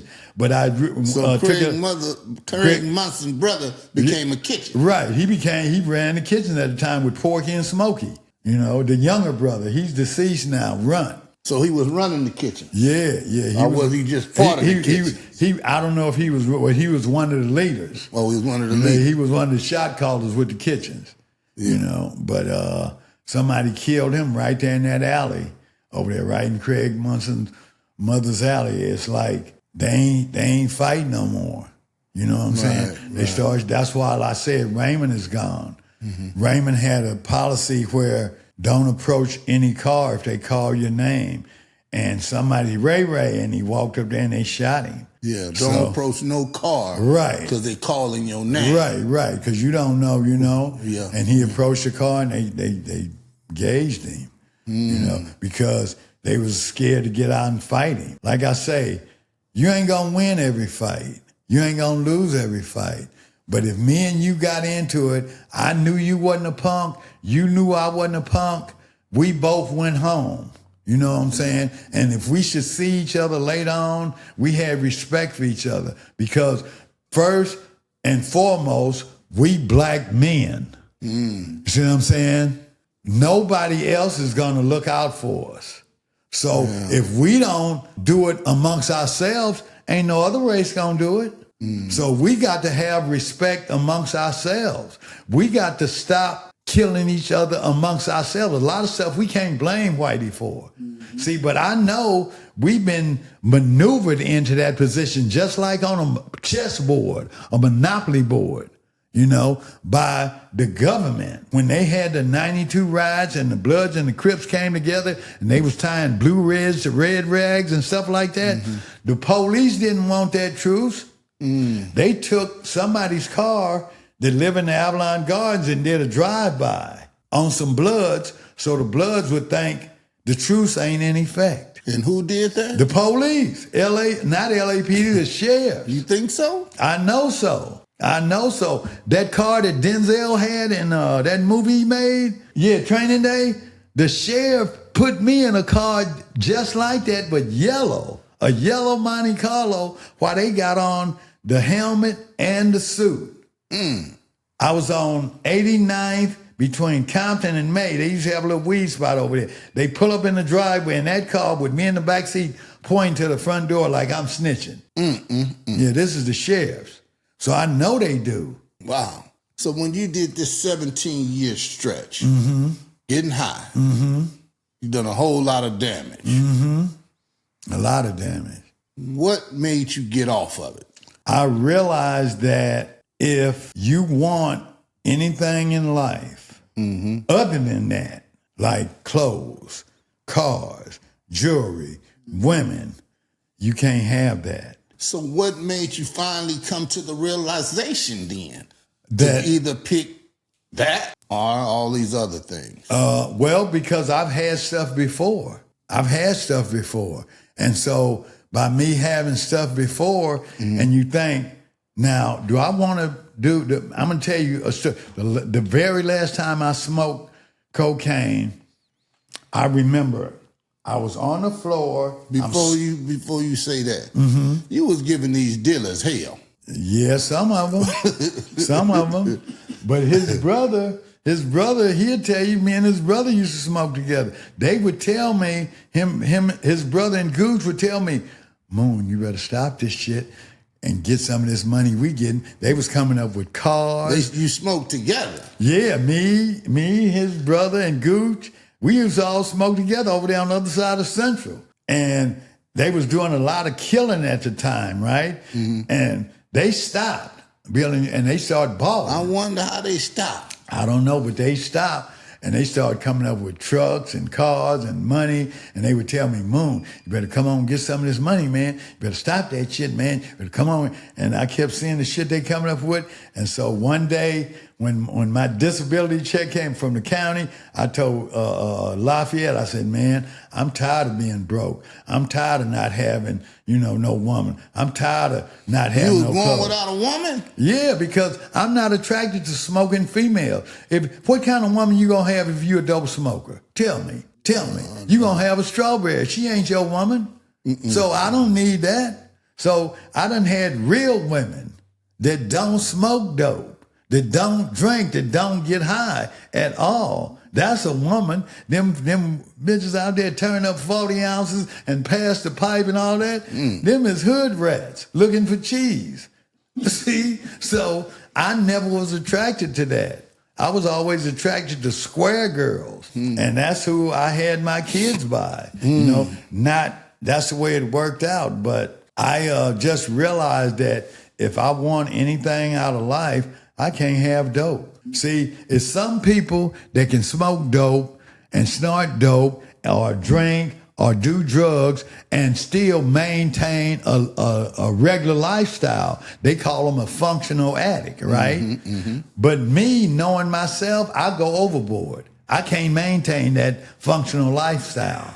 See, I can't maintain no woman. I can't maintain a job. So I can't do it. Since I know when I put that substance in my body, I'm going to go overboard, I choose not to. And that can be with alcohol. That could be with any other substance that you put in your body. And so once you know within yourself that you can't handle it, then you stop doing it. You see what I'm saying? And if you don't, you're going to suffer the consequences. Right. See? So I know myself, I go overboard. You may be able to smoke dope and still work, but I can't do it. Gregory, what happened to make you say enough is enough? Okay. I'm going to tell you, the last time I was smoking and I'm on the floor and I'm sweating and I'm picking up shit off the ground, I thought to myself, are you having fun? And I looked in the mirror, and I said, hell no, I'm not having fun. So why would I spend my money not to have fun? And I cut it. I like women. I like clothes. I like jewelry. So I know this female I can show you on this picture that called me, I can't have nothing like her. If I'm smoking dope, I can have one of them shopping cart pushing bitches, with a bunch of cans in there, and their feet is all tore up. You can strike a match on the bottom of their feet. I can have something like that, but I ain't attracted to that. Back to that smoking story, man, it was a broad I was smoking with, and she put out her titty for me to suck it, and I'm sucking it, and I started tasting sand in my mouth. Like that. And come to find out the area that I sucked on was lighter. What you mean it got lighter. I sucked some dirt off her titty. That's what I'm telling you. I can't have no smokers. I can't do it, man. They had a broad, you remember Sharon that stayed on 83rd? They had a girl, man, that was such a smoker and had so many babies. They put her picture on the cover of Newsweek magazine. I'm serious, Sharon. I used to take it over there and say, Sharon, you famous. She was getting mad at me. She was? Yeah, she had so many babies by different nationalities. Wow. Right, that they put her on the cover of Newsweek magazine. Man. She lived right on 83rd between Compton and Hooper, right there by the gate at Drew. Little light-skinned Sharon. Looked like a little weasel. You know? Having them babies. Yeah. Holding them babies. I was in Did you ever sleep with Sharon? Oh, hell no. I wasn't attracted to strawberries. No. No, I wasn't attracted because you can smell them motherfuckers. So, you know what I'm saying? Yeah, one of them, I slapped upside the head because she grabbed my dope. Her hair was so nappy, my hands started burning.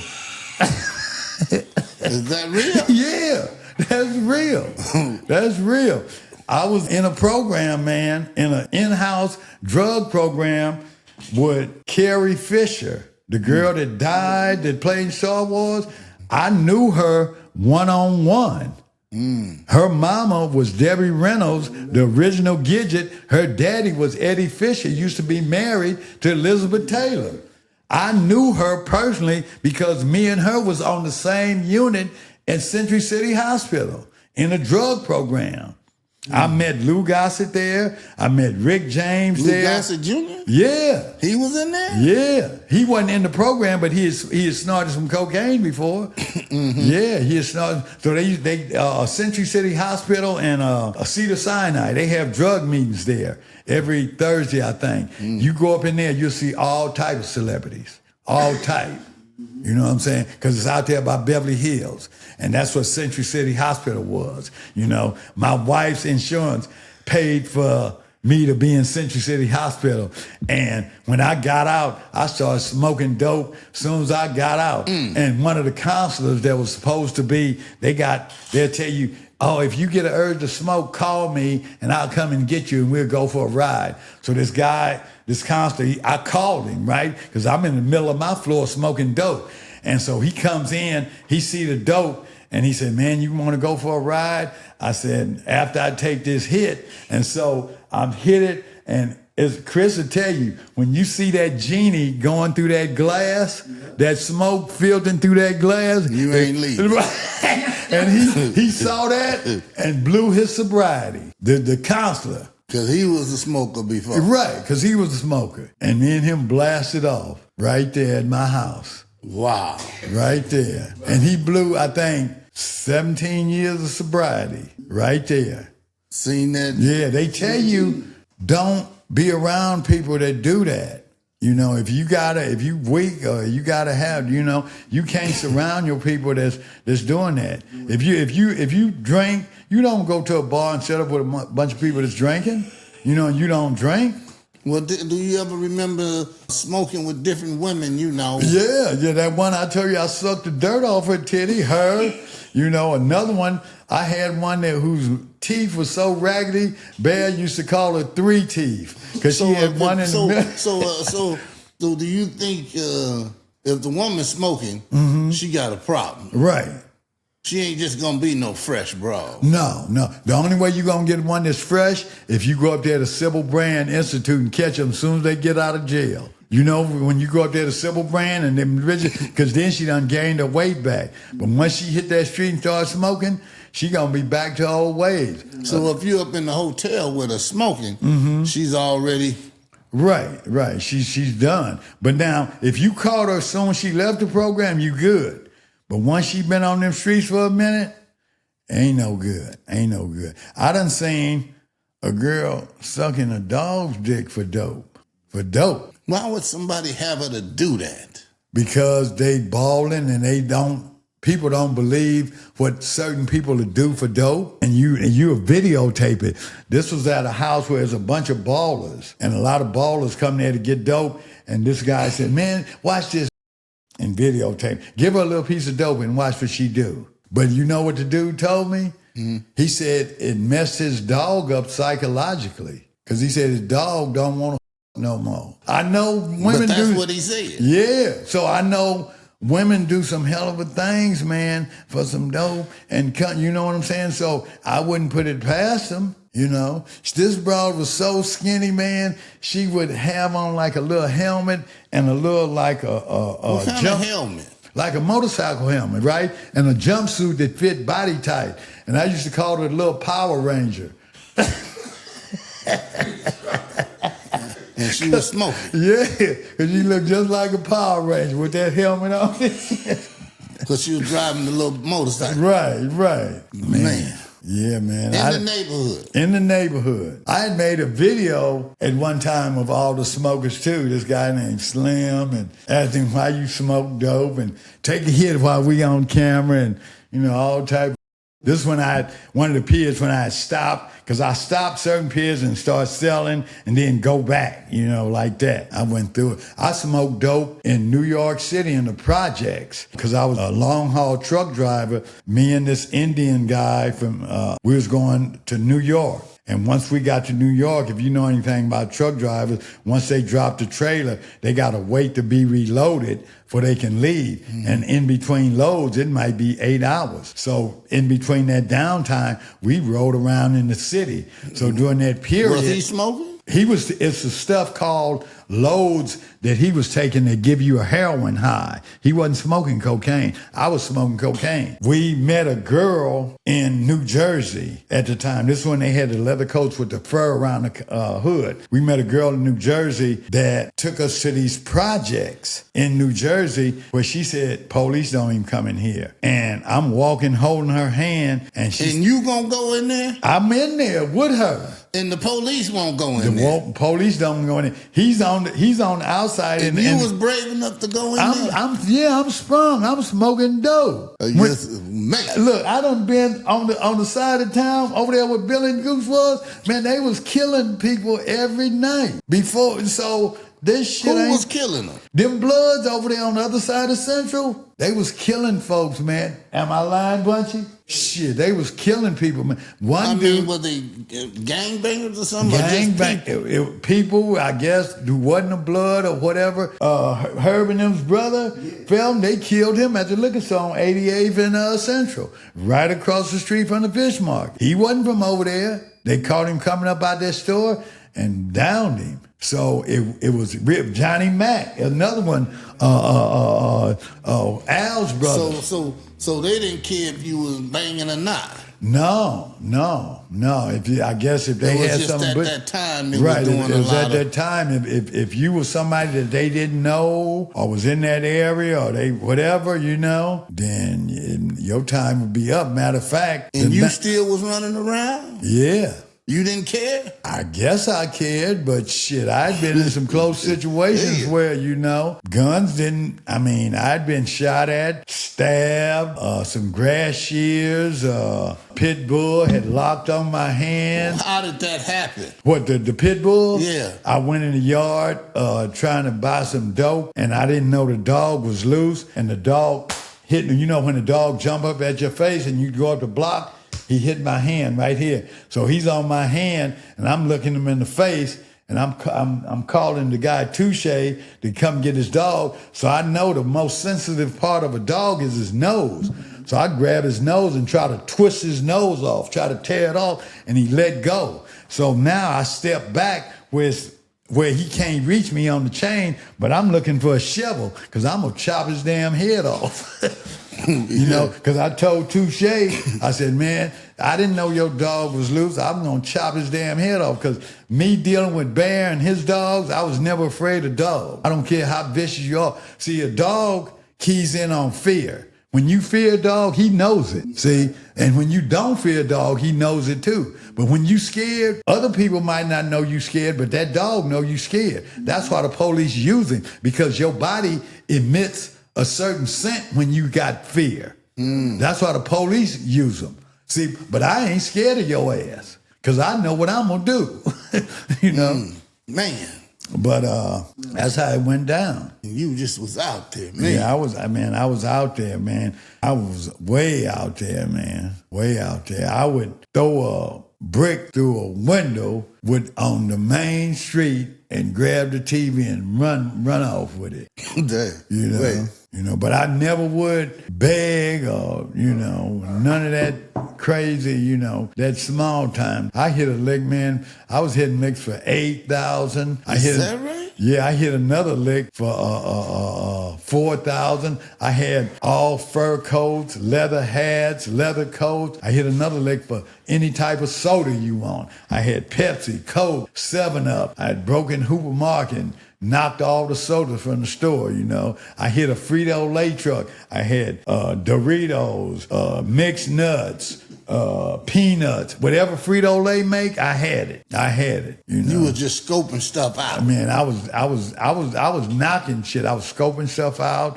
I was stealing shit. Not no $10 shit or $5 shit. When I hit a lick, it's gonna be at least 50 to 200 or 300 or 1,000. You know. So when you made your mind up, this is it. You ain't went back. I ain't went back. Nope, I ain't went back. I think about it at times when when I feel a little weakness or when a trauma or something, but I think, what would it be like? It's going to be worse. It's not going to be better. You know, you will forget about it for a minute, but it's going to make things worse. You know what I'm saying? Then you're going to have less money. You know what I'm saying? So why go there? I know within myself I can't deal with it. If I know I'm an alcoholic, if I'm going to have that one drink and I'm cool, then yeah. But if I know I'm going to take so many drinks where I'm going to be a falling down drunk, I ain't doing it. Because I know myself. And if you know yourself, you limit yourself to what you do. If you know something you doing going to make you act different than what you normally act, you know. But you're 73 now. Right.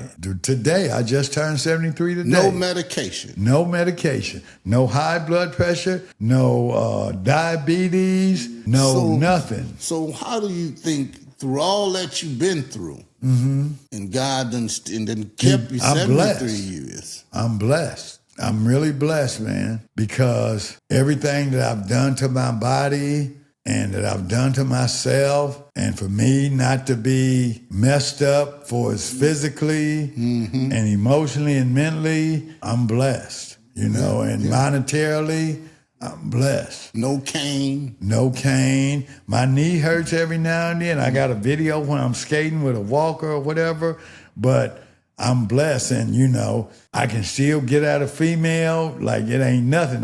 Matter of fact, I'm better at it now. You know why? Right? Why? Yeah, because if you think about it, I tell them I used to get at so many females and get shot down, right? I keep a parachute with me. So I don't mind getting shot down. But in the process of getting shot down, you learn things. You know? When they reject you. Right. When they reject, you learn things. You learn there's a certain time you approach, there's certain things you say, there's certain ways you approach. See, I know all women are curious, right? If you tell a woman that you trying to get at, you know what? I heard something about you. What you hear? They want to know, what did you hear? See what I'm saying? That's how I met this girl. I ain't heard shit, but I told her that. And so when they come at, well, what'd you hear? I come back, well, what did you do? And some of them tell on themselves, and you carry it right from there. And that's what happened with me and her. I hadn't heard shit about her, but I told her, I heard something about you.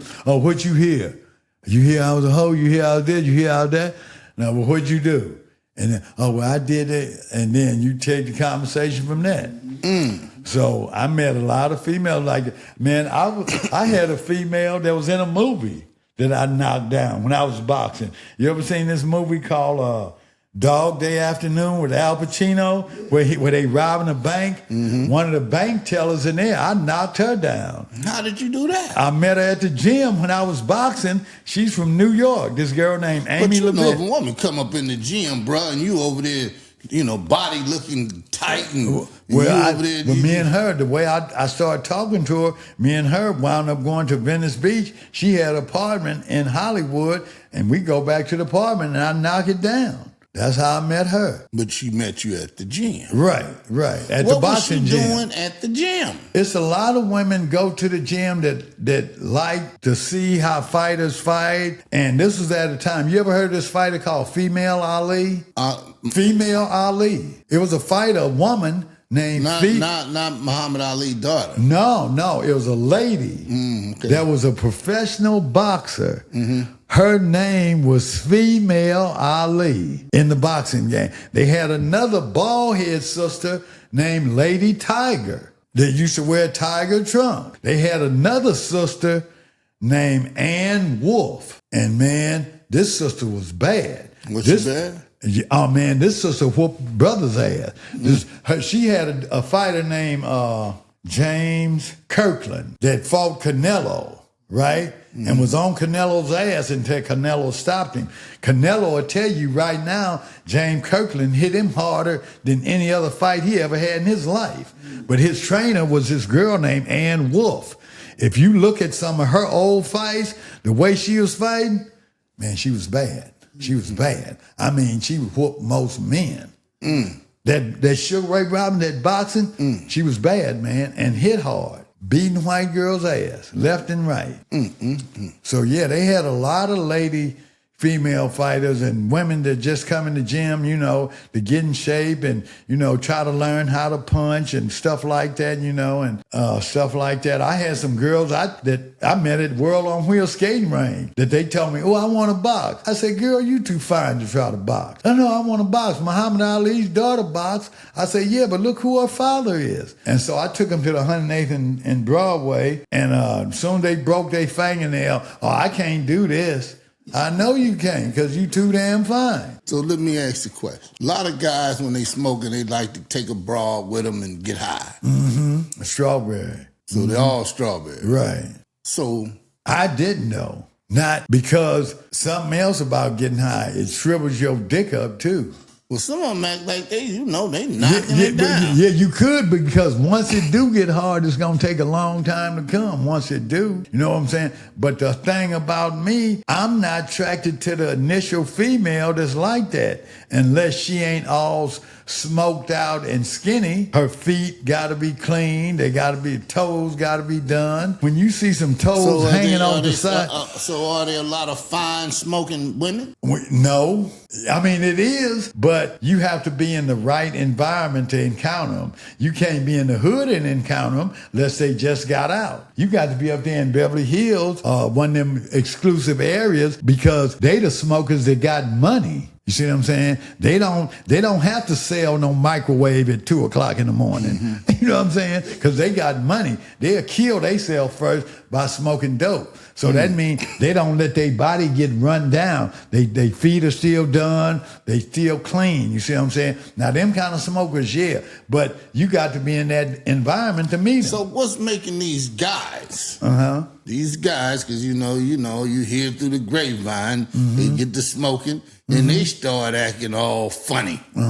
For his flip-flopping? Man, funny, man. Well, sir, because that was already in their nature. It's a lot of guys that got in their nature. You know what I'm saying? Because, they say we born with both chromosomes, but some people is leaning, even though you're a male and you got a dick, your chromosomes is leaning more toward the female. So when they start getting high, right, and they start feeling that female tendency come out. Well, something. Right. It's just like, you hear somebody that, man, they start doing Right. The girl that I'm with, her, this guy that she messed with, he's like that. He's kind of flip-flopping. When he get high? No, period. Well, even when he don't get high. These dudes are getting high because when they ain't high, they want to knock somebody out. Right. Well, you know what, man? In the pen, they had a guy that was a homosexual. I heard this story, and I heard he would knock you out and suck your dick. And I asked the guy, well, what happened if you wake up while he's sucking your dick? And he said, well, you just lay there and act like you still knocked out. He's finished.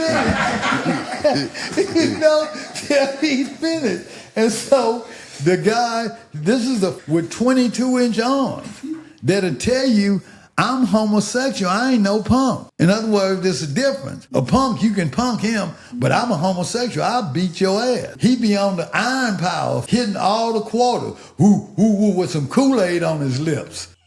You know?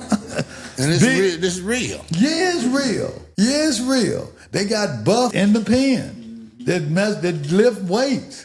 That'll tell you, yeah, I'm homosexual. I beat your ass. I'm not no punk. See, it's a difference, It's a difference. Woo! Yeah, so, man, it's a difference. That's it. What? Either he gonna you, or he gonna stab you, or you gonna stab him. You see what I'm saying? It's that serious. That's that serious. Once you get to the pen, you think it ain't serious? You hear about how many be dying up in there? If you get there, ain't no guarantee you going home. You can have one to life. That don't mean you going home. Because when the shit go down, if you don't get down, guess what? Your own people gonna get you, or you gonna PC up to the Punk City yard. Do you think most guys get tried when they go in? Yeah. If they don't, then it's going to come a situation where they will be tried. And if they don't pass the test, they're going to PC up. They're going to move to that Punk City yard, that protective custody. You know, because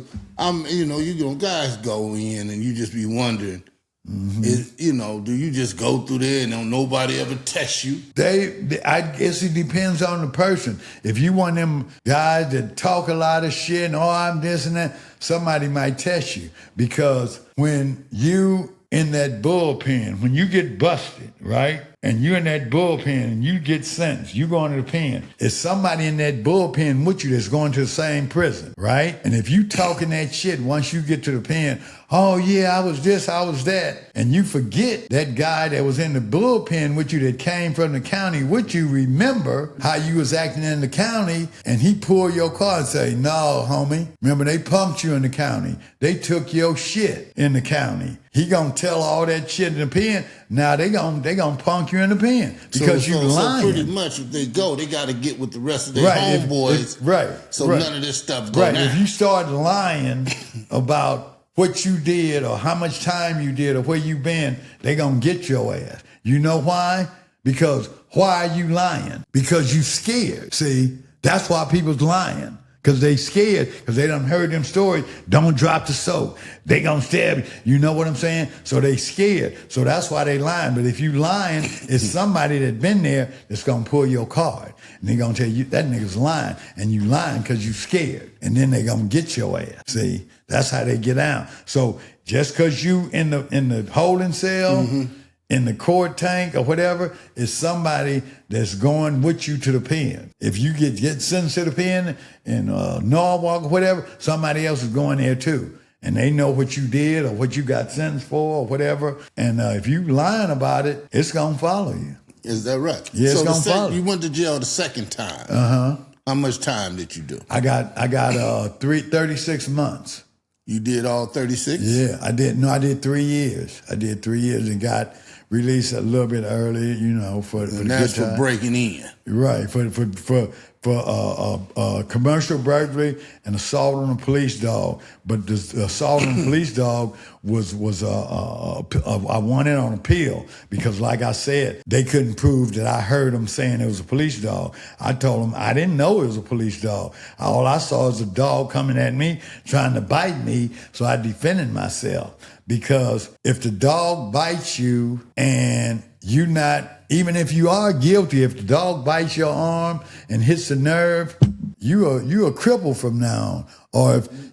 Or if you beat the case and the dog bites you and your arm is crippled, now what? You just walking around with a crippled arm. You beat the case, but the dog still bit you. So you can't unbite that arm. So instead of you biting me, I got something for your ass. You ain't biting me. I'll come out, but you ain't biting me. See what I'm saying? If you bite me, I'm going to kill your ass. I'm going to knock all your grill out. And after you got out during that time, right? No more going back. No more going back. No more because it's people that go to the pen, go back and forth, never parole. Never parole. You see what I'm saying? What do you mean never get off parole? Right, never get off parole because they go back and forth. Yeah, no, I discharged, man. I was fucking up a lot of times during the discharge, but once I discharged, you know what I'm saying? I went back to jail for that shit out in Riverside, but I didn't get on parole, and it was a blessing, for me to go. The girl that I met and that I said I made that statement to, what did you do? And she told me, me and her hooked up. But I met another girl at the skating ring, a sister. Now, this girl that I asked, what did you do? She was the white girl, right? And if you know any sister hate to see a brother with a white girl. I don't care how fine the white girl is or how much money. A sister hate that, right? So I met a sister at World on Wheels skating ring. So I'm kind of attracted. So I tell the white girl, I got to relocate you to Riverside where your mama and them live. You know what I'm saying? And so she moved back out there. She was kind of hurt or whatever, but I ain't into hurting people's feelings. So she moved back out there, and I'm sneaking back and forth out there visiting. So on one of my visits, I get this white boy some money to go get me a sack of weed. But they tell me, he's on that shit, he might run off. And I told him, man, you can't fuck me but one time or whatever. Don't run. Oh, man, I ain't. And he ran off. So when I caught him, I knocked his ass out. And by me knocking him out, I had to go to jail out there. They tried to give me 8 years. In Riverside? Yeah, in Riverside, because Riverside is different from L.A. What I did out there would have been a DA reject in L.A., right? But since he was white and he went to the hospital because I broke his jaw, I hit him in the jaw, but his nose broke too. I don't know how it happened, but he went to the hospital. But anyway, wow. They tried to give me 8 years for that shit. I negotiated it down to 90 days. So once I negotiated down, I said, give me some time to turn myself in. I rented the house out I had in L.A. And soon as I got off from doing the 90 days, I found a job I wasn't even looking for that was paying $20 an hour under the table. So you rented the house out? I rented the house that I lived in, that I told a white girl she got to shake the spot, that I'm living in Who owned LA. the house? Me, I owned the house. When did you buy a house? My mama, it's the house my mama and them used to own. Oh, you still have it? Yeah, I still have it. A lot of people never sold it? Never sold it. People thought I was going to sell it because I was on dope. But they tried to buy it. Right, now all that, no, I ain't going out. But did they try to buy it? Yeah, they did. And you didn't give in? No, I didn't give in. Thank God. No, because I know I'm trying to accumulate, not liquidate. No, thank God. Man. Yeah, see, I may look dumb, see what I'm saying? But I got more sense than to sell some shit that I might need later on. You ain't lying, man. See what I'm saying? A lot of our people, how is our black people going to accumulate wealth if we don't own something in this world? You see what I'm saying? You know what's the craziest part? They'll own it, and then they'll get on dope and end up selling it for... Right, because they not thinking. See, if you own dope and you get so desperate where you gonna sell it, don't sell it, take out a loan. You know what I'm saying? But don't take out so much where you can't pay it back. You know what I'm saying? Or don't. As a matter of fact, if you own drugs... High, they don't even take out nothing. Right, well, if you own drugs, that's right. If you own drugs, don't take it. That's why I didn't. You know? See what I'm saying? I didn't take out nothing. And like I said, I found a job in Riverside. I ain't been back since. I mean, for us to live, I come back to collect my rent. You still out there? I'm still out there. I met a Mexican guy out there, man, that got paper. That I work at a weed shop now. Well, I ain't got to buy no weed. I make $150 a day, smoke up all the weed I want to, sit around, eat, watch TV, and, and flirt with girls, so... and get paid straight under the table. And then come up here and pick up the rent. Come up here and pick up the rent, stack it up, and do what I want to do. You don't want to come back to L.A.? Not really. Ain't shit out here. It's pretty cool up that way? Oh, yeah, man. There's more females. There's a lot more chill, There's things to do out there, I come out here to kick it with the homeboys, Chris, Eric, and whenever they have something, Brian is having a party, he's in the hospital. I come out here and see Bill. Having a party if he in the hospital? I mean, before he had a party, before he went to the hospital. Yeah. Come out here to see his brother Bill over at the store and stuff like that. And all my great-grandkids is out here. I got great-grandkids and grandkids, and shit out here. So, but I come back here and I look, it's like, when you come back to the forest and you look in, you say, damn, I was involved in all that chaos and didn't even know it because it seems so normal. That's true. Every day. That's true. And you don't realize it till you step away and look back and say, damn. Yeah. So, and then you look at the effect that it has on the people that's still caught up in it and how old and breezy it's making them look. And you think, damn, they look beat up and they look worn. I'm glad I got out of this. Because I might, what I'm saying? But when you in it, you can't tell. Yeah, that's right. It ain't till you step away. And so right now, like I say, it was a blessing. I went out there on vacation and wound up on probation. Wow. You know? And knocked this man out. Right, knocked his ass out. He was one of them white boys all tatted up that run with brothers out there. The brothers out there in Riverside is different than the brothers out here. You know, they call the police and shit out there. One of the brothers out there, the white boy, when I first got into it with him, I was finna throw him off a second-story balcony. And the brother told me, "Oh, Moon, leave him alone, leave him alone." I said, "Hey, man, check this out, man." I said, "Are you gonna pay the money he owed me?" He said, "No." I said, "Okay, well, you don't tell me who to leave alone." I said, "If me and him get into it again and you involve yourself, I'm going to take off on you too. So don't tell me if you ain't willing to pay what he owed me." You know? And all right. So, you know, I didn't have no more problem out of him. Man, well, Moon, man, look here, man. God is good to you, bro. Yeah, he is. I'm going to tell you that. I shouldn't be here in the condition I'm in. Right. I should be either dead or messed up physically real bad, you know, broke, you know, with no, you know, my mental should be shot, you know, but I refuse to give up mentally, emotionally, any kind of way. So you never messed with none of that Sherm or PCP? Yeah, I smoked Sherm, I sniffed glue, I did all that. Yeah, I smoked Sherm, I used to sniff glue, all that, man. The only thing I haven't tried, and going to school, when you get a bag, that airplane glue, and you do it like this, next thing you know, you could hear the electricity going through the wires. I sniffed gas. Or did you think you could hear it? Well, you thought you heard it. I just sniffed gas, you know. Is that right? Yeah, gas, glue. The only thing I never did. Who introduced you to sniffing gas? Me.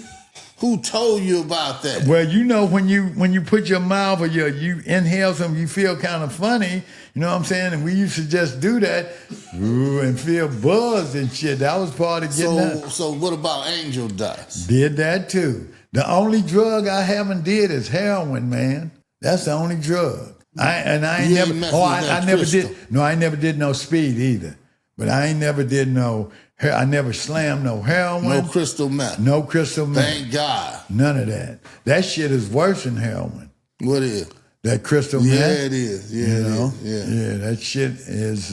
Who introduced you to angel dust? It might have been the same guy that introduced me to glue. You know, I mean, in the neighborhood, Brownie Irvin. It might have been him, or I don't even know. Do you know when you first started smoking? Yeah, and I think it was around high school. High school? Yeah, around high school, you know. But I always remember. Could you handle it? No, because I remember taking a hit off angel dust, and then you in your car, and then you get out your car, and you go open the hood, and then you go get back in your car, and you sit in your car, and you put it in drive, and you say, "Oh, I left the hood open." Then you get out the car, and you go close the hood, and you go sit back in the car and forget you was finna go somewhere, you know, and because they call it being stuck, you know, and then you be stuck just listening to the electricity going through the wire, you know. You stuck. So after angel dust done passed off, what in the world made you go try the Sherm then? It's the same thing. Sherm, angel dust, and PCP, all that's the same. Lovely. It's just a different name. Lovely, Sherm, whack, butt naked, all that's the same. All that's PCP. All them names, Sherman, they used to say Sherman Oaks, right? Sherm, PCP, all that shit is the same. It's that psychedelic animal tranquilizer. Lovely. Right, lovely. That's the same thing. I wonder what made them call it lovely. I don't know, but a lot of girls take their clothes off with that shit. Butt naked, they used to call it too. Remember that? Mm-hmm. Yeah, super cool. And so, you know, but... Did you ever get naked? Not off that, no. I didn't have... I was so sprung, I couldn't get past listening to the wires buzzing. You know? Yeah, man, but... So how long did you try it? Oh, for some 2 or 3 years, I guess. Right? You know, but it wasn't nothing that I did a lot. Weed was my thing more so. you know, and I even tried mescaline and LSD. What is mescaline? Mescaline is acid. That's that shit what Jimi Hendrix and them be taking, where you see all them colors and all the music sound good. Well, what in the hell made you try that? Bad. You know, my brother and them, they had met some white girls up in Hollywood, right? And my brother she used to let him use the car. He used to pull robberies with her car. She didn't even know it. This white girl. And so them white people believe in all that way out drugs, you know? And so mescaline is you ever heard of that? No. Yes, it's LSD. So how do you use it? You put it on the end of your tongue, or put it on your tongue and let it dissolve. Like a little piece of paper? Yeah, like a little piece of paper. They used to have paper acid and window panes. And, yeah. And so pretty much you learned the mescaline and the LSD from your brother meeting them white girls from Hollywood. Right. Yeah. You wouldn't have knew about it if he wasn't messing around and bringing them back from Hollywood. Right. I wouldn't know about the psychedelics and stuff like that other than angel dust, you know. And you tried it. I tried it. Yeah. Why you try? Shit, because I wanted to see what it felt like. You know, everybody else was trying it and it seemed... They wasn't trying mescaline. Not everybody, but a lot of them. Wasn't in the neighborhood. Oh, yeah. Bear and them was trying it. Bear and my brother and them. They did? Yeah, they was trying it. Not bad, man. Yeah, they tried it. And your brother. They was listening. You remember it was a song, Creedence Clearwater Revival, Born on the Bayou. You remember that? Born on the Bayou. And they was listening to that and be sprung off that shit, you know, off that mescaline, that acid and shit, that white music. You remember, there was another white group called the Doors. You remember them? Yeah, I know the Doors. Riders on the Storm and all that. And you be high off that shit. So who you think introduced it to Bear? Them white folks. That they brung back from up in Hollywood. Yeah, them white folks. You know, white girls love big niggas, don't they? Well, that's what they do. Say. Man, I'm gonna tell you a story. When I was in Hawaii in the Golden Gloves, I got a picture on my phone. Me and the brother that's representing the heavyweight division from California, Al Miles, right? Big 6'5" brother, right? We had met some girls on Waikiki Beach in Hawaii that want us to come to their little after party. But in the meantime, he meet an older lady, like maybe in her 30s, that got money with a car. He tell me, he say, man, I ain't going. I'm going with her. She take him riding around, give him the grand tour of the island, because she live on the island. She got money. She got cars and shit, you know. And I said, man, he said, man, I ain't even going to the party with the two white girls. I'm going with her. White women love big niggas. Big muscular. Yeah, he love big man dingoes. Because they know what he gonna do to them. He gonna beat that shit up. He ain't gonna be like the white boy.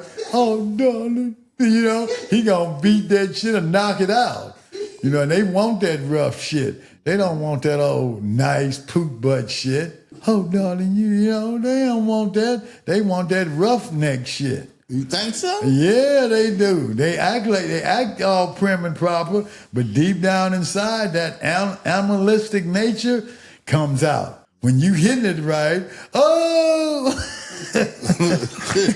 One broad asked me, she said, oh, when you don't, she said, you don't make noise, huh? You don't, she said, I want you to call my name when you get ready to nut. I said, shit, I'm going to call my own name. When I get wild, I'm going to call your name. Shit. I'm like, oh, moon. Shit. Man. Yeah. Man. Man, so you survived all of that, Moon. Yeah, and still here to tell the story. That is the big thing. Exactly. To be here in your right mind to tell the true story. Exactly. You know what I'm saying? Because most people are not going to say, I tried that. I tried that. I did that. I did that. I made that mistake. And you here to be able to sit down, still looking good at To show you 73. that you can go through that and still make it. You see what I'm saying? Don't give up on yourself. Wow. Don't do that. If you all you got, if you give up on yourself, who gonna have faith in you? So no matter if the world has given up on you, don't do that to yourself. Never let anybody define you. When people tell, oh, you ain't shit, you ain't gonna, never let them do that. Maybe they can't be that or whatever, but never let another person define you. Man. What you can't do and what you ain't gonna do. That fight that I had, like I said, with that belt, I equate that to life. A lot of situations in life, because life is a fight. And if you don't think you can do something, mentally you ain't gonna even attempt to do it because you don't think you can. So you gotta have it up here before you even try. See what I'm saying? This is where it starts. In the mind. In the mind. Because the mind is a strong weapon. Woo! Yeah, the mind is... You know what, man? If you don't say nothing else today, that's enough for them to hear what you just said. To never give up on yourself. Because that's in a whole lot of situations. Exactly. And they got to really believe it in their mind not to give up. You got to. You know Life what I'm is a fight. We all go through obstacles. We all get knocked down. But that don't mean you got to stay down there. That don't mean that. And when you stay down there and waddle in your own grief, you start to have this self-pity. Woe is me. Look at me. Don't do that to yourself. Wow. Look at it like, I'm a man. I got to raise myself up out of this situation. I got to be not only strong physically, but emotionally and mentally. Whatever it is I'm going through, I got to come up out of it. Yeah. I can't ask for no help. I got to do this on my own. And that's not only that man.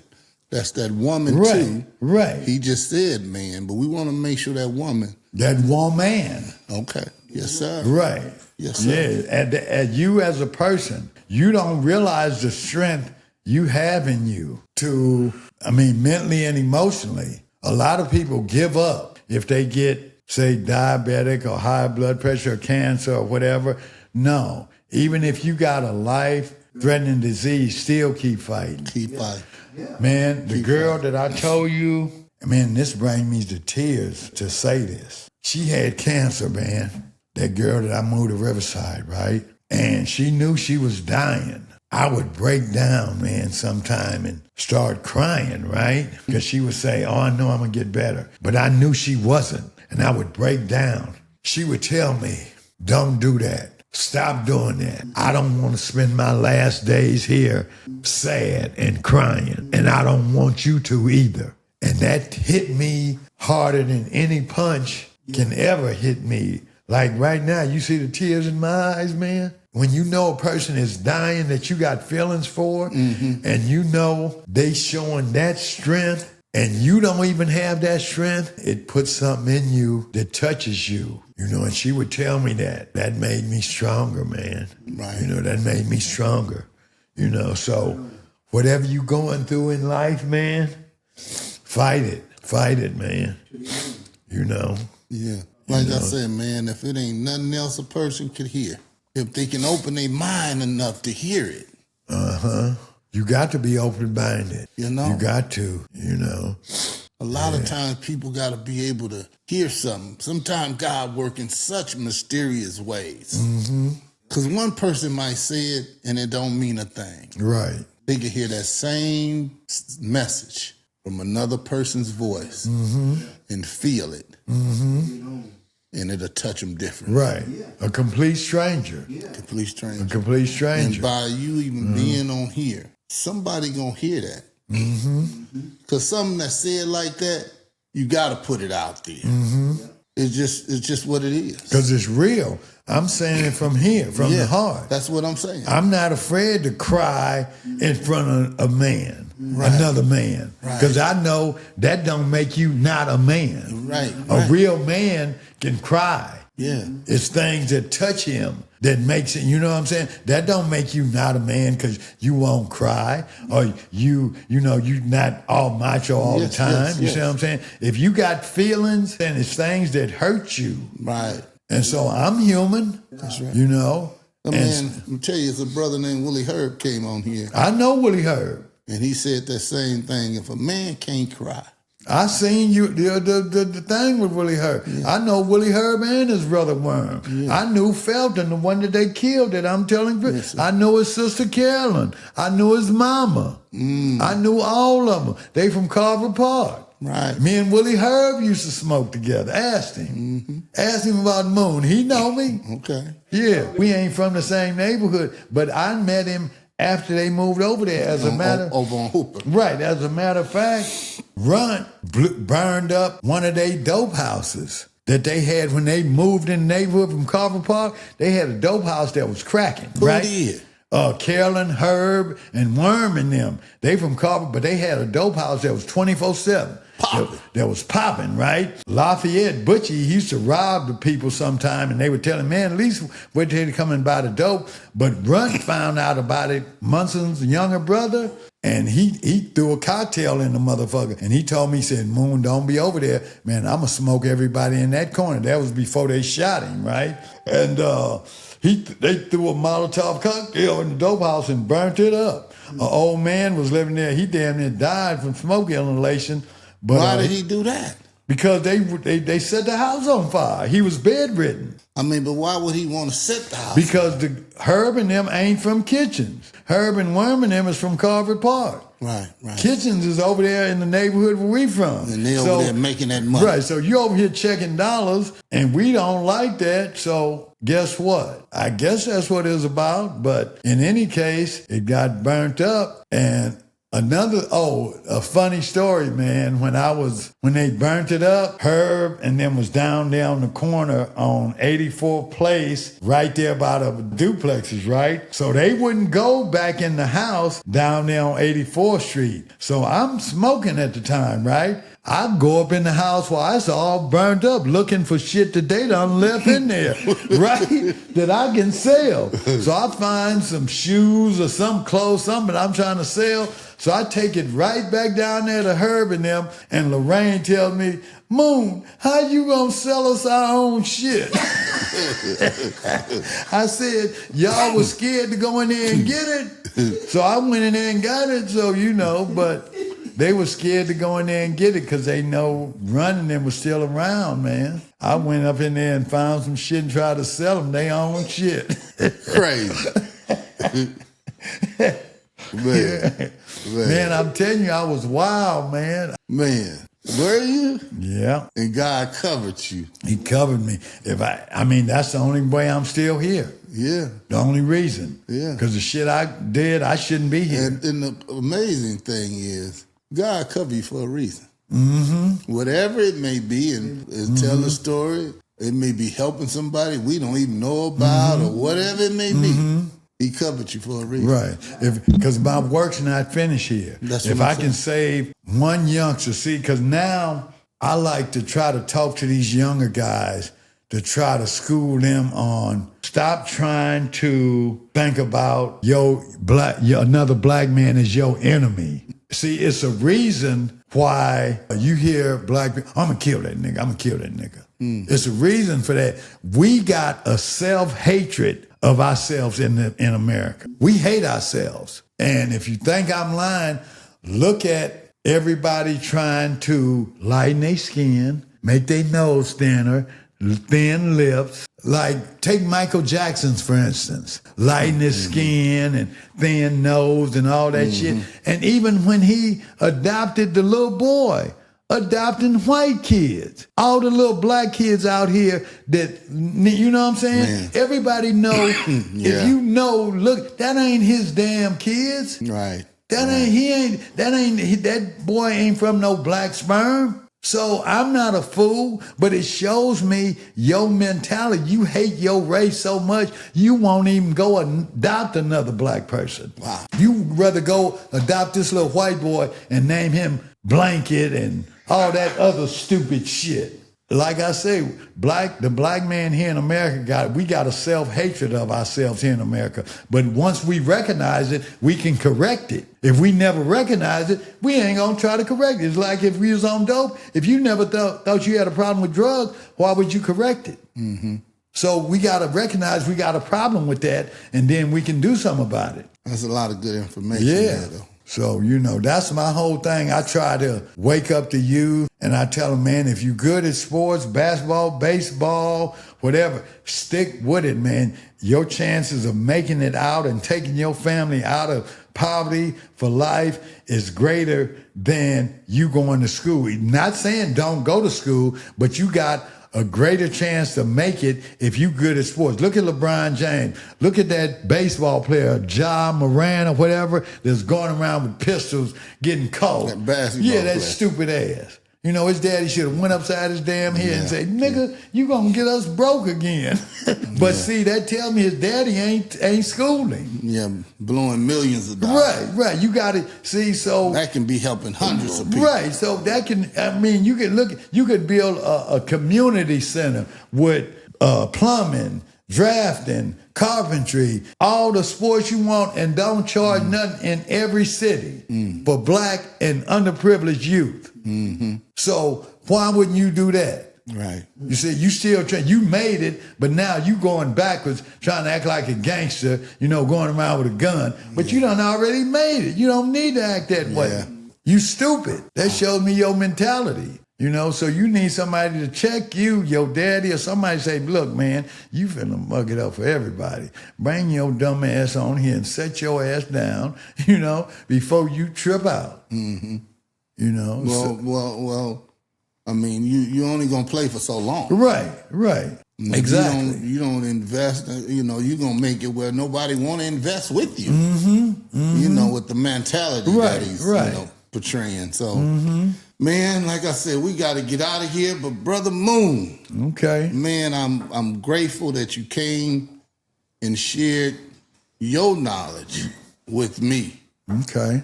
And just shared your story, man, because some of the things some people need to know. If my story can help somebody else, exactly. I'm with it, Because I tell people, if I made it, you can make it. See, and I've been through it. Right. So if I made it this far, and you can make it if you got faith in yourself and don't give up. Right. You're gonna get knocked down. You're gonna get sidetracked. You're gonna have obstacles. Go around them, go under them, or go over them, but never give up. Never just accept the state. Oh, I can't. That when you reach a certain stage, that word, oh, I can't. That's a bad word, especially when you're older. Yes, it is. No, from the hair to the tortoise. Just slow it down and keep moving. Don't ever stop. My thing is, them people need to hear that. They need to hear it. If it's over and over again, it's just like the word of God. I'm just, not comparing that with it, but the word of God is they just saying when they keep preaching out the Bible, it's not changing. Right. It's over and over and over again. And finally, they may get it. They may get it one day.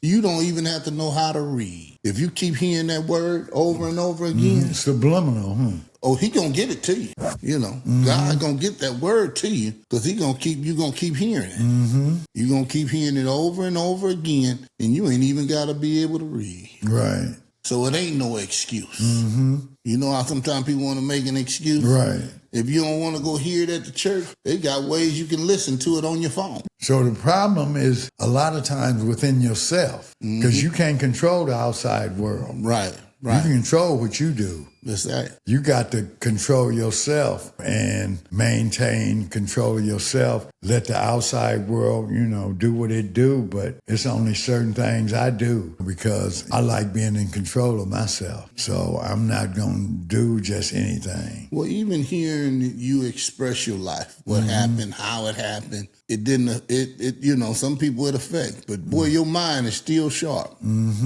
73, your mind is still sharp. And like I say, somebody gonna hear it. And I'm just thankful, man. I started this podcast, I think maybe a year ago. I didn't know where it was going, what it's gonna do, or whatever. I just keep saying, God, you know, you lead, God, and direct it. Right. Let it bless somebody. And that's all I can do. You know what I'm saying? Right. I can't sound like nobody else. I can't act like nobody else. You're giving them a platform, though. Yeah. You know what I'm saying? You know? All I can do is act like who I am. This is what he created. Well, he's bringing people together through you. Yes, You sir. the vehicle that brought me here through Chris. So what you doing is benefiting more than just people sitting here. It may be benefiting somebody on the other side of the world watching it. So he brought you to this point.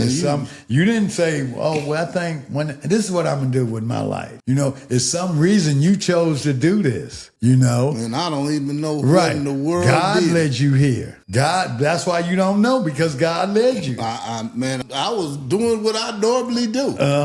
So what made you do this? Man, it just was a thought. It had to be the Spirit. You know how you think of something? Because I don't go around just talking to people. God got to give you the courage to do it, the mindset to do it. Right. And keep giving you the strength and the push to do. You know what I'm saying? You look at LeBron and all of them. God got to keep giving that man that mind to keep going like that. He don't have to do it no more. Right. And I thank God for giving Moon the mind to come on the Browns Neighborhood podcast. On this podcast, we just try you having me. Speak the truth and hoping that it can bless somebody. And that's all we can do. And to God be the glory, because God is first in everything that we do. And it ain't going to happen unless God let it happen. Right. So to God be the glory. Until next time.